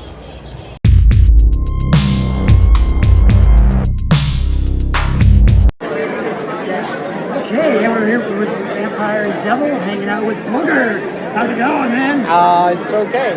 Oh yeah, so man, I know it's the first day of the con so far, but how are you liking it so far with all your weekends with the Nerds cast? Well, whenever we get together, we have a good time. We've been friends for 40 years. Yeah. It feels like. Yeah, for sure. And then also, like I said, a lot of people might, go, well, you guys are nerds, but you guys have always done a lot of other movies. Talk about being a supernatural thing. Yeah. Everybody loves freaking supernatural. Well, I mean, it's we all have substantial careers, and it doesn't matter. We get together for this. We don't have any particular love necessarily for Revenge of the Nerds. We just like hanging out. And when you're our age, how many excuses do you have for that? Yeah, exactly. And then I'm a huge Better Off Dead fan. Yeah. Like Crazy Summer. How was it like working with the police act and stuff like that? It was great. Yeah. So like I said, other than coming here for the nerds and stuff like that, are you excited about seeing anybody here that you might have met or have? I haven't even seen. I just started, so I haven't even seen him here. Yeah. When I get a chance, I want to but I don't even know he's here. Absolutely. When you look at your catalog, there's so many movies that have taken on just amazing roles in their own. I'm a big Jingle All the Way fan, for example. And of course, with it being a Christmas movie, it's always going to get played. But the cast itself is also so rock solid and so amazing. But also, you look at stuff like Dan Wilder, you look at anything involving the American Pie series. So when you have movies that you're involved in that really get legs and really just continue on and on, past their initial releases, it's got to feel really great to be involved in that kind of stuff. It does, but it also is almost always a surprise. I mean, I've just gotten to the point where I sort of expected everything to be appreciated by a certain audience, and the fact that it still, we just did a screening in LA a few months ago for Risky Business, which was 40 years last year, and when it came out, it was popular enough, but you weren't really expecting 40 years later to be celebrated. I don't think anyone expected it. Is there a particular movie that you've done that really popped off and grew legs that caught you more off guard than maybe another one? Nerd. With Nerd? Yeah, I thought Nerds was going to be nothing. Speaking with that, with nerds and obviously being booger, do you have anybody that tries to do a burp off with you or any of that kind of stuff? Yeah. You get that a lot. As I said, I figured because of you guys and with Donald being here, we're gonna hear nerds all weekend. Well, you may not. But maybe a disclaimer in the contract, don't want it, don't want to hear it. No, absolutely. And just in general, when you look at events like this and the ability to not only be out with peers that you've known for so long, potentially see peers, like you said, when you get some time for yourself to see who else is around, how do you look at events like this? You're not only getting to meet your fans that have such admiration for you, but just getting to be around just so many people in an environment like this. Do you enjoy these kinds of events for those reasons? Yeah, I do.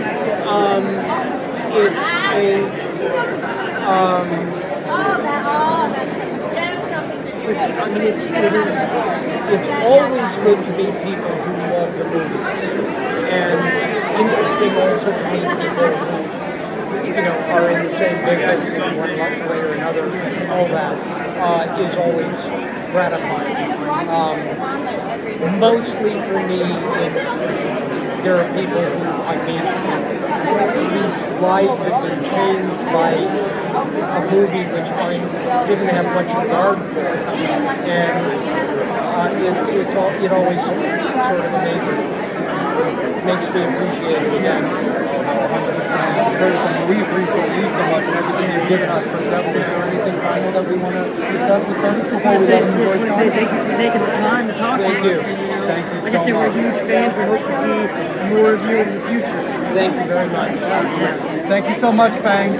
Horns up, Fangs out.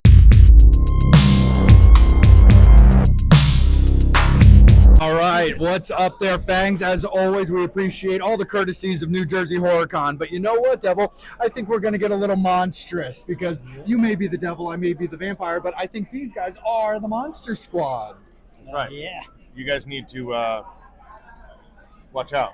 We're going to watch out, man. If you're monsters, these guys are going to come and get you. Absolutely, but we've got Andre, we've got Ryan, and thank you so much for a little bit of your time. And first and foremost, New Jersey HorrorCon, having you guys out, we've been discussing whether or not, but apparently, Devil, the Wolfman has nards. Yes, the Wolfman has nards. This has been confirmed and confirmed. continues to be so. So I think it's kind of scientific fact now. Absolutely. When you look back so far, especially of the continued fandom of Monster Squad, I mean, it's got to hit, of course, not only so close to home because you guys are a part of that movie, but just the generation to generation aspect, as the people that saw it when it was originally came out are now passing it along to their kids, their grandkids. Yeah, it did have a nice, beautiful snowball effect. And it's nice to meet newer fans, like little kids that have seen it and their parents introduced to them. And it's cool to meet those little kids. Except when they are looking at us like, that's not the guy from the Yes, I promise you it was me. Ryan and Andre, if that is your real name. Maybe. Yes, it really has been interesting over the last number of years to kind of see that passing of the torch, kind of the parents, the original fans introducing their kids, and now we're kind of almost into the next phase. Yeah. But it's also not just parents passing on their kids; it's kids finding it later as kids, and it still connects in some way. So that's where I think we've really seen not the immediate fandom handoff, but kids of a certain age, whatever it is, even younger, seeing it in the 90s and the 2000s for the first time and joining the club. Oh yeah, especially like I said, especially with that fandom and like with the kids and stuff like that. You got your movies like the Monster Squad. You can watch generations. Like I said, I put that in there with as good as Goonies or the Stand By Me's and stuff like that. Those feel good movies that were just great in the 80s, but you kids in the 90s could watch them, still love it. Kids in 2000s can still watch it. Kids nowadays can still watch that, and it's still good fun. It's good wholesome fun, but it's still like just a good movie to watch no matter what age you are. You could be 100 to 1 year old and still love the Monster Squad. Yeah. Well, we're getting close to 100, so when we'll be there shortly. So if we're still rocking at 100, we're in good shape. Oh yeah, absolutely. Exactly. But we also discussed too that we talk all the time about. It's also got that fun Universal Monsters appeal and stuff like that. Of course, with those characters. Well, yeah. I mean, and those monsters, as what those monsters represent, going back to the original literature and the mythology and the lore. They're all kind of manifestations of what's happening in society at their times that they've been invented, right? Yeah. And what's crazy, scary, interesting, that they still kind of hit. So we always have had either some scary times or real monsters or, real kind of monstrous situations. And they can just kind of fill in. They're nice placeholders and they're timeless, really what it is. Yeah, but sure. To kind of juxtapose that kind of overall creature monster scare, with a bunch of goofy kids, it's really kind of balances out a little bit. Absolutely. And Devil, one of the things that we love about the movie that we talk about, and I know a lot of the fans constantly talk about, is just also the great fun, just like one-liners, like the flirty things that you remember. Of course, when Wolfman's got nards, but you've also got to give me the amulet, you bitch. Yeah. Fred and Shane wrote some zingers. Yeah. That I don't know if they were intentionally meant to be zingers, but they became zingers. So for sure. And then they became part of our lexicon. They just really kind of cemented themselves in the vocabularies. Oh yeah, and with that resurgence of the Monster Squad, we'll talk a little bit about that. The Wolfman's Got Nards. Doc, which is one of my favorite docs of all time, not only because I'm a huge Monster Squad fan, but I thought it was just well done. I love hearing about the making and stuff like that. How was it like, doing that as far as that part of it with the, directing and doing that kind of style of it versus the acting in those movies?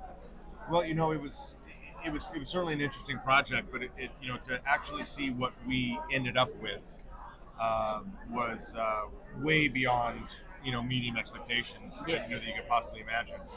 And all of the amazing stuff that comes out of the documentary is mostly the work of my production team, led by my man Henry McComas and Wes Caldwell and Shane and Aaron Kunkel and a few others that just went on the road with us and worked in the production studio, for about a year, and which actually is a short time to make a doc of that much length and that time. So they did double time and triple time, and then I dragged Ryan and Ashley around the country for a while, and it was it really was a unique experience because a lot of people asked, they know the fan impact, they know the fan stories, and then they always ask like, what's your story with this impact of the movie, and what's your kind of connection to it? And I never had an answer, and then I realized that the documentary is the answer. Yeah. And I think we knocked it out of the park with what we were trying to do, based on all the awesome work by those guys I mentioned. But it really gives another conversation to add on top of the layer of how the Monster Squad impacts and connected with people. And then, it gives us another conversation to kind of parallel that. And then, it was really kind of a spotlight on the fans, on fandom in general. And then also how something like a movie could impact someone so deeply that it stays with them forever and actually changes who they are or makes them become who they're going to be. And always something to go back to if they need it. And so we just got so much more out of it than we thought, but we knew there was a lot there, so it worked. Yeah, and that was one of the part of the documentaries that really hit me so deep, was when you were talking in the documentary, and what also really kind of allowed for the birth of such a great documentary was how hardcore the fandom for the Monster Squad is, like, and how much these people care about your movie. And it's also wonderful to think back, too, that even though there's members of the cast and your peers and your friends that aren't with us anymore, they're going to live forever, not only through the movie, but with the documentary. No doubt. I mean, not having, Brent Chalem around anymore from a long time ago is, I was devastated, just in general, because we lose someone awesome. But then to have the resurgence in the fandom, relay their stories that, look, some people are Sean's. Everybody wants to be Rudy. Everybody loves Horace. Yeah. Yes. Everybody loves Horace. Yeah. And like Ryan always says, he's got the best arc in the movie, and he's that rise up and really become the kid that everybody would ever want to be. Yeah. And that's timeless. And the only thing we always say, it's like what's really tragic about it is Brent's not here because he didn't get to experience the fandom and the resurgence. Yeah. And then the fans don't get to meet him, and so that's a tough hole. Yeah. But so we'll try to do what we can for him. But I think the fans are doing a good enough job keeping him around. Absolutely. Oh yeah. 100%. Well, like I said, thank you for taking the time. I know you. Like I said, it's awesome talking Monster Squad and stuff like that. We're huge fans. And we got one more thing for you before we allow you, of course, to hit up your panel and talk to some more fans. Is obviously the documentary can be seen streaming right now. For people that are meeting you at cons, love to get their things signed. Is there possibilities of a hard copy release of Wolfman's Got Nards? Interestingly enough, good timing.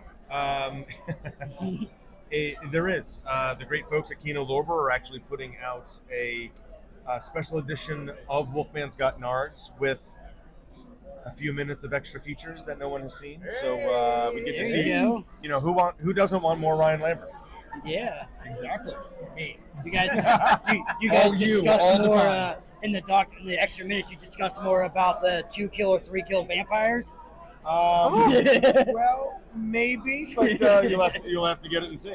Okay, awesome. Well, thanks for taking the time. Thank you so much. Awesome, guys. We appreciate you guys. Have a great panel. We'll be in there checking it out as well. Thank you so much, fans. We'll be back in a little bit. He is the devil. I am the vampire. More importantly, they are the Monster Squad. Andre, Ryan, thank you so much. Horns up, bangs out. I have been obsessed with this movie since I was a wee young lad, so you guys are all major heroes to me. Who were the heroes that, when you guys were growing up, inspired you to get into acting? Jennifer Jason Leigh in Fast Times at Ridgemont. I thought maybe I had a shot if I got into the business. That's a spin on that one. Gary Oldman in Sid and Nancy really got me. I like to watch the old film. I always like the old Hitchcock stuff, and I just thought this might be something I can do. I'm also like a singer, and so the first thing that I did was a show called Kids Incorporated. And then that kind of led me into the rest of the deal, as they say. I'm gonna go with Randolph Mantooth from the paramedic show Emergency. Wow.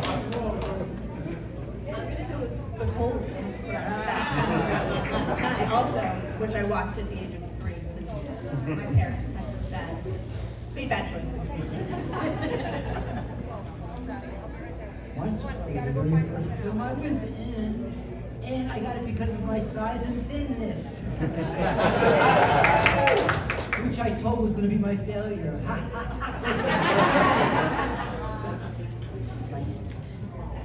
Laurence Olivier was some inspiration from the beginning, and one of the very first films I made when I went to Hollywood turned out I got to work with that was even more inspiration. So any memories of the casting or audition process? No doubt. I think we all have great stories. I mean, Michael's a great story, Duncan's a great story. Mine was super simple and quick, is I never auditioned for the role of Sean Crenshaw. I had actually auditioned and screen tested, went all the way through the run for the role of Rudy.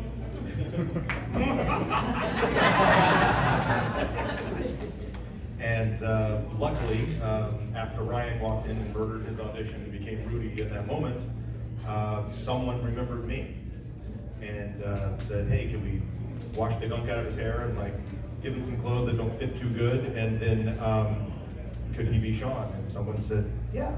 So here we are.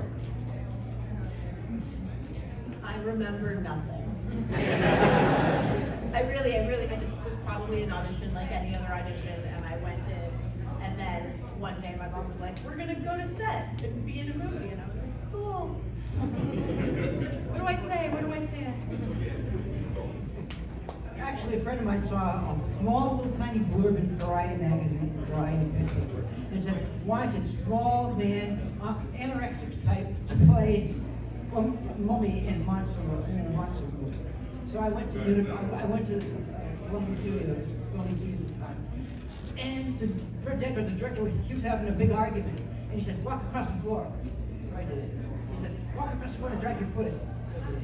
And then he went back to his argument, and he got back to me and he said, walk across the floor and do something with your hands, so like this. And so he went back to his argument, and he goes, as far as I'm concerned, you got the part.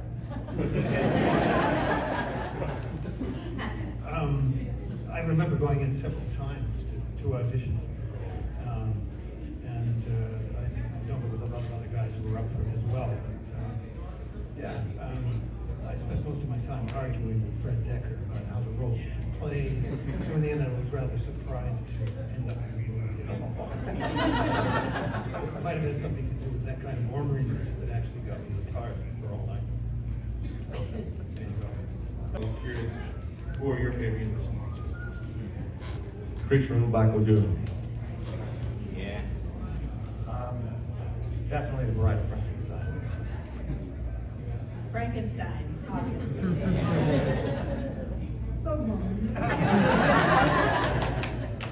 Nosferatu. So, piggybacking off of his shirt, Andre, did Stephen King ever reach out to you, ever? Did you wear that shirt? Stephen King wear the shirt? That's a good question. No. And that's okay, because Cujo was frightening. No, not really, but I think people have asked, like fans have asked, and, he knows about it. He knew there's a shirt about it, and then there's some cool fan art where he's wearing like his own shirt about him. What I get a kick out of is, when we're appearing for screenings or mostly conventions, and someone has the Stephen King Rules shirt on, some prints. They come up and go, "Oh, Stephen King does rule. I like him." And Ryan would be like, "Are you a Stephen King? Do you know there's a shirt from a thing?" I'm like, "No, I just read Stephen King books." Like, they'll be on the other side that never seen Monster Squad, which is totally fine. But I think what's interesting about the shirt, and we've got one, we've got at least one in here. There's a couple roaming around. Is that was just it was a character description in the script. You always kind of give a visual representation of the character in the script the first time you introduce it on the page, and it said Sean Crenshaw, 12, lead dork or something like that, right? And likes to draw in class, and he's sitting in the principal's office wearing a homemade iron-on shirt that reads Stephen King rules, which if you can't buy, you can now, but back then you couldn't buy those because it didn't exist for a reason. And to make one of your own and then to actually show up in school in that's an ass whip, probably. But Crenshaw does it because that's his guy. And that's why we have the crew, because we make it work. But for the shirt to become something of an iconography from this movie that has stood from just being a character description. And I guess the costume owner was like, I gotta make an iron-on shirt, and they did. And I still have the one I wore on camera. So it's pretty cool. It's this big. It's so cool when you think about the idea that a screenwriter just came out of Fred and Shane's mind, and they wrote it down, and then them in conjunction with another artist behind the scenes put that vision into reality, and then it lives on. It's pretty amazing. And now it transcended itself. Now there's Stephen King rules shirts, but then there was a Fred Decker rules shirt, and then there was somebody else rules, and then they make their own and they change the colors, and then there's Wolfman's got Nards, but in the Stephen King font and things like that, and it just became a thing on its own and built, and that's when you realized something made it to its own level, and then just like what's in the first Star Trek, when you just descend and it just becomes part of right. It just went on its own, and it's really cool to see everybody's version. My favorite version is, it says, Dean Koontz is just okay. Well, it's a great segue to ask everyone what their favorite line is in the movie or favorite scene. That's not mine. The shirt? I might wear the shirt. There's a few, but obviously, I'm in the goddamn club, aren't I? Obviously, I'm the first person ever to say the word Nards when I say kicking the Nards. So that's kind of cool. But I think my favorite movie in the line is Ashley's off-screen. I heard he killed his dad.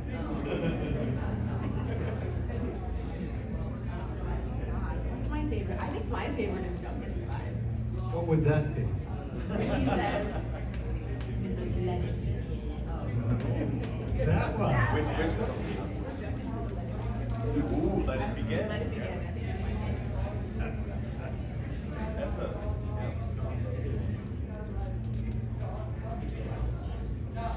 Oh, there's so many classic lines in this film. It's like, I can't think of my favorite right now, but there were so many classic one-liners in this film.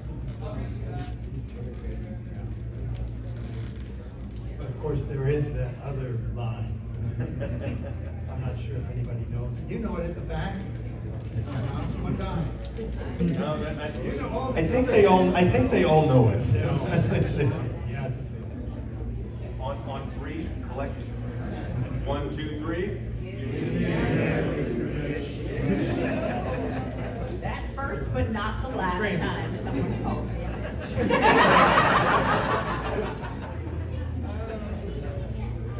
Gotta have some love for My Name is Horace too. I feel like that is an iconic 80s quote, definitely. The ultimate, right? The ultimate. I will say though, I actually did not know that line when we filmed, because when we filmed, Duncan did not say that line to me. It was just filmed later after I went home. So the first time I saw that was when I saw the movie.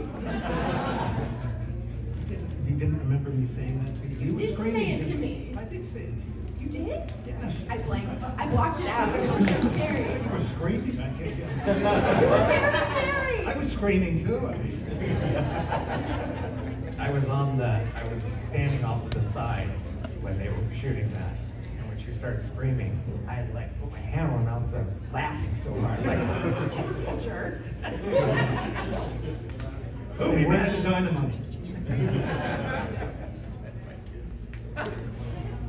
So do you want to give the audience another chance to jump in, guys? So shy. Well, all right, one I want to leave you on then. Would you like to see a Monster Squad 2? And if so, or any reinvention, what are your hopes for the future of the Monster Squad franchise? It's a franchise to me, damn it. Well, we better be in it. I know. Just tell me where to stand. That's pretty much it, right? Yeah. Absolutely. Others can come, and they will go. We will remain. I love that. There's so much you can kind of do if now we're doing universes and stuff. Right? Not multiverses, those are weird. But, although we are the movie that opened up a portal in another dimension. One of my biggest things with this movie is that with the crawl at the end of it says, and they blew it. But that's a thing because they cut out the scene that explains it, and it's a wonderful scene. And there's a fantastic photo of Duncan getting staked against a tree because Van Helsing gets him. And they put him in a wagon and they go up to the castle to do the limbo thing and save the 100 years, right? And this is one of the things that is a continuous setup that you don't get the payoff, or you get a series of payoffs that you don't get setups because they're ripping pages out as we're shooting, or they just deleted the scene after they filmed the movie. And Duncan's Dracula's in the wagon, and they leave this guy to guard the body, and they go up. And then, of course, 3 vampire brides come out of the mist and attack this guy, right? And he's like, oh, shoots one with a crossbow. The other one's on him, he takes her like that. The other's choking him, and he's kind of flailing. Anybody, does this remind you of anything? And he's flailing around, his hand finds purchase on a piece of wood, he grabs it, kills her, and he goes, ha-ha, I made it. And of course, we all know in vampire lore, when you unstake a vampire, they come back to life. So Duncan's a wonderful shot. You know, he's hidden and he steps like a... And then you can just, that's how they blew it. He gets away. They didn't get him. So 2 things. This is why I think everybody's like, why is Dracula so pissed off? It's like, well, he's been walking around for 99.9 years, waiting for this moment where it's balanced, where he can get what he needs, because he's had to wait 100 years, and we get in his way. That's why he tries to dynamite us.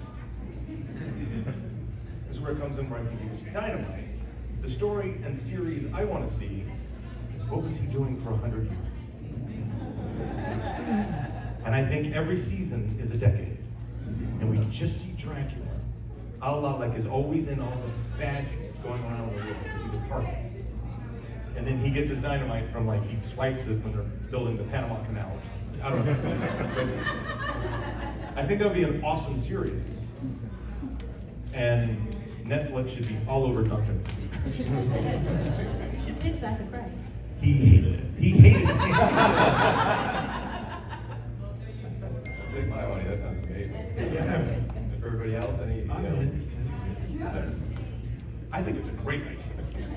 I mean, Dracula's public domain, so you can kind of do it. Kickstarter starts today. Guys, well, I think we're going to let them get back to their tables, but I know they have a lot more stories to tell you, so be sure to get over to their tables, get some photo ops, get some autographs, and make some noise for the legends that made the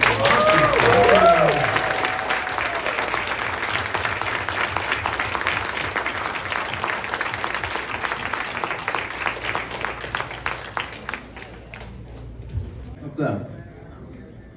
Wow, that's a lot of people. I'm not a talker. I'm Ryan. I'm the creator of this crazy convention.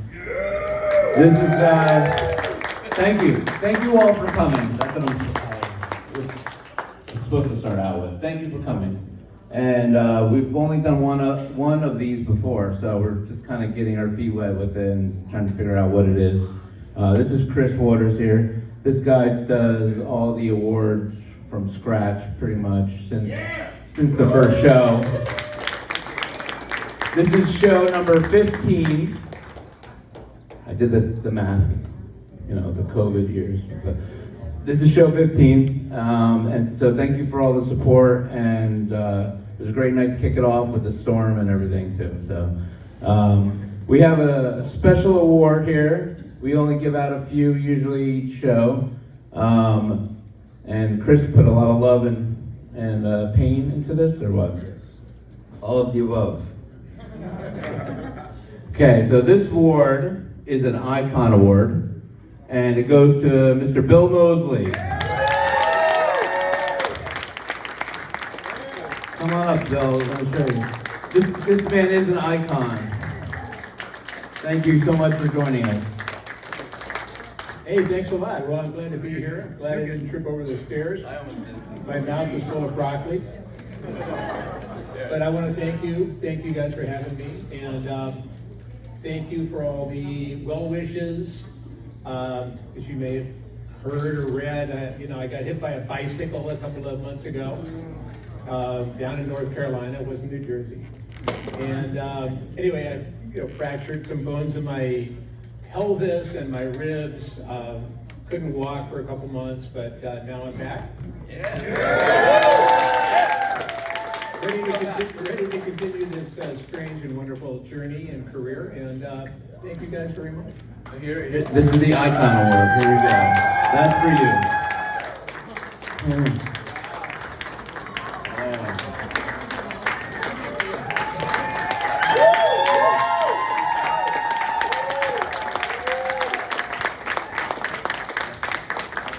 Yes, I'm just wondering what TSA is going to say about it. Yeah.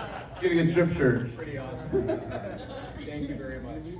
More to come, by the way. Yeah. Check out Stream. We're gonna have some people here from that tomorrow. Bill is in that. It just revealed, right? Yes, it has been revealed. Yeah. I can't wait to see it. So. Yeah, and I've got a few more coming out. So, that's the problem with being a horror icon. You just have to keep fucking working. And I love it, and I love the fans. So I want to thank you all. We love you. Thank you. Have a good night. Thank you, Bill. So, we also, there's Cheryl over there.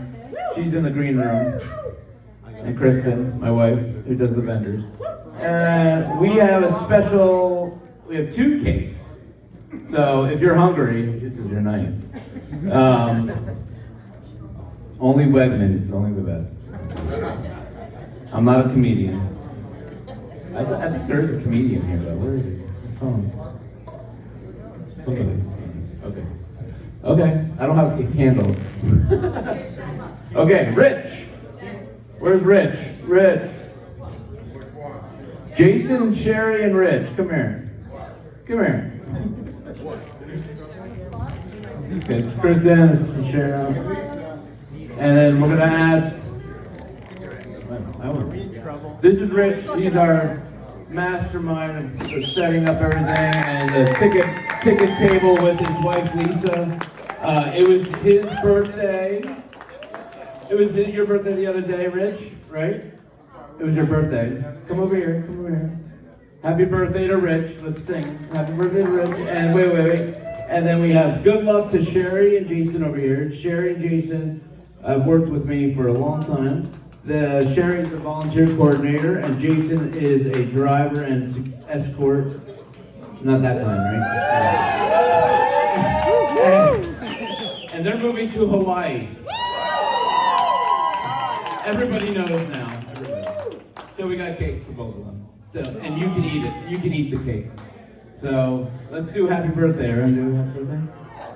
Happy birthday to you. Happy birthday to you. Happy birthday, dear Rich. Happy birthday to you. And good luck, Sherry and Jason. Thank you for all your hard work. All of my staff, thank you guys. We wouldn't be able to pull this off without all the staff. Wouldn't be able to pull it off without all the staff.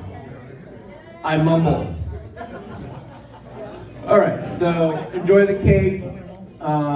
We got great press people over there to interview you. Anybody that wants to be interviewed, go on over, and we'll have some music and drinks and dessert over there. Thank you.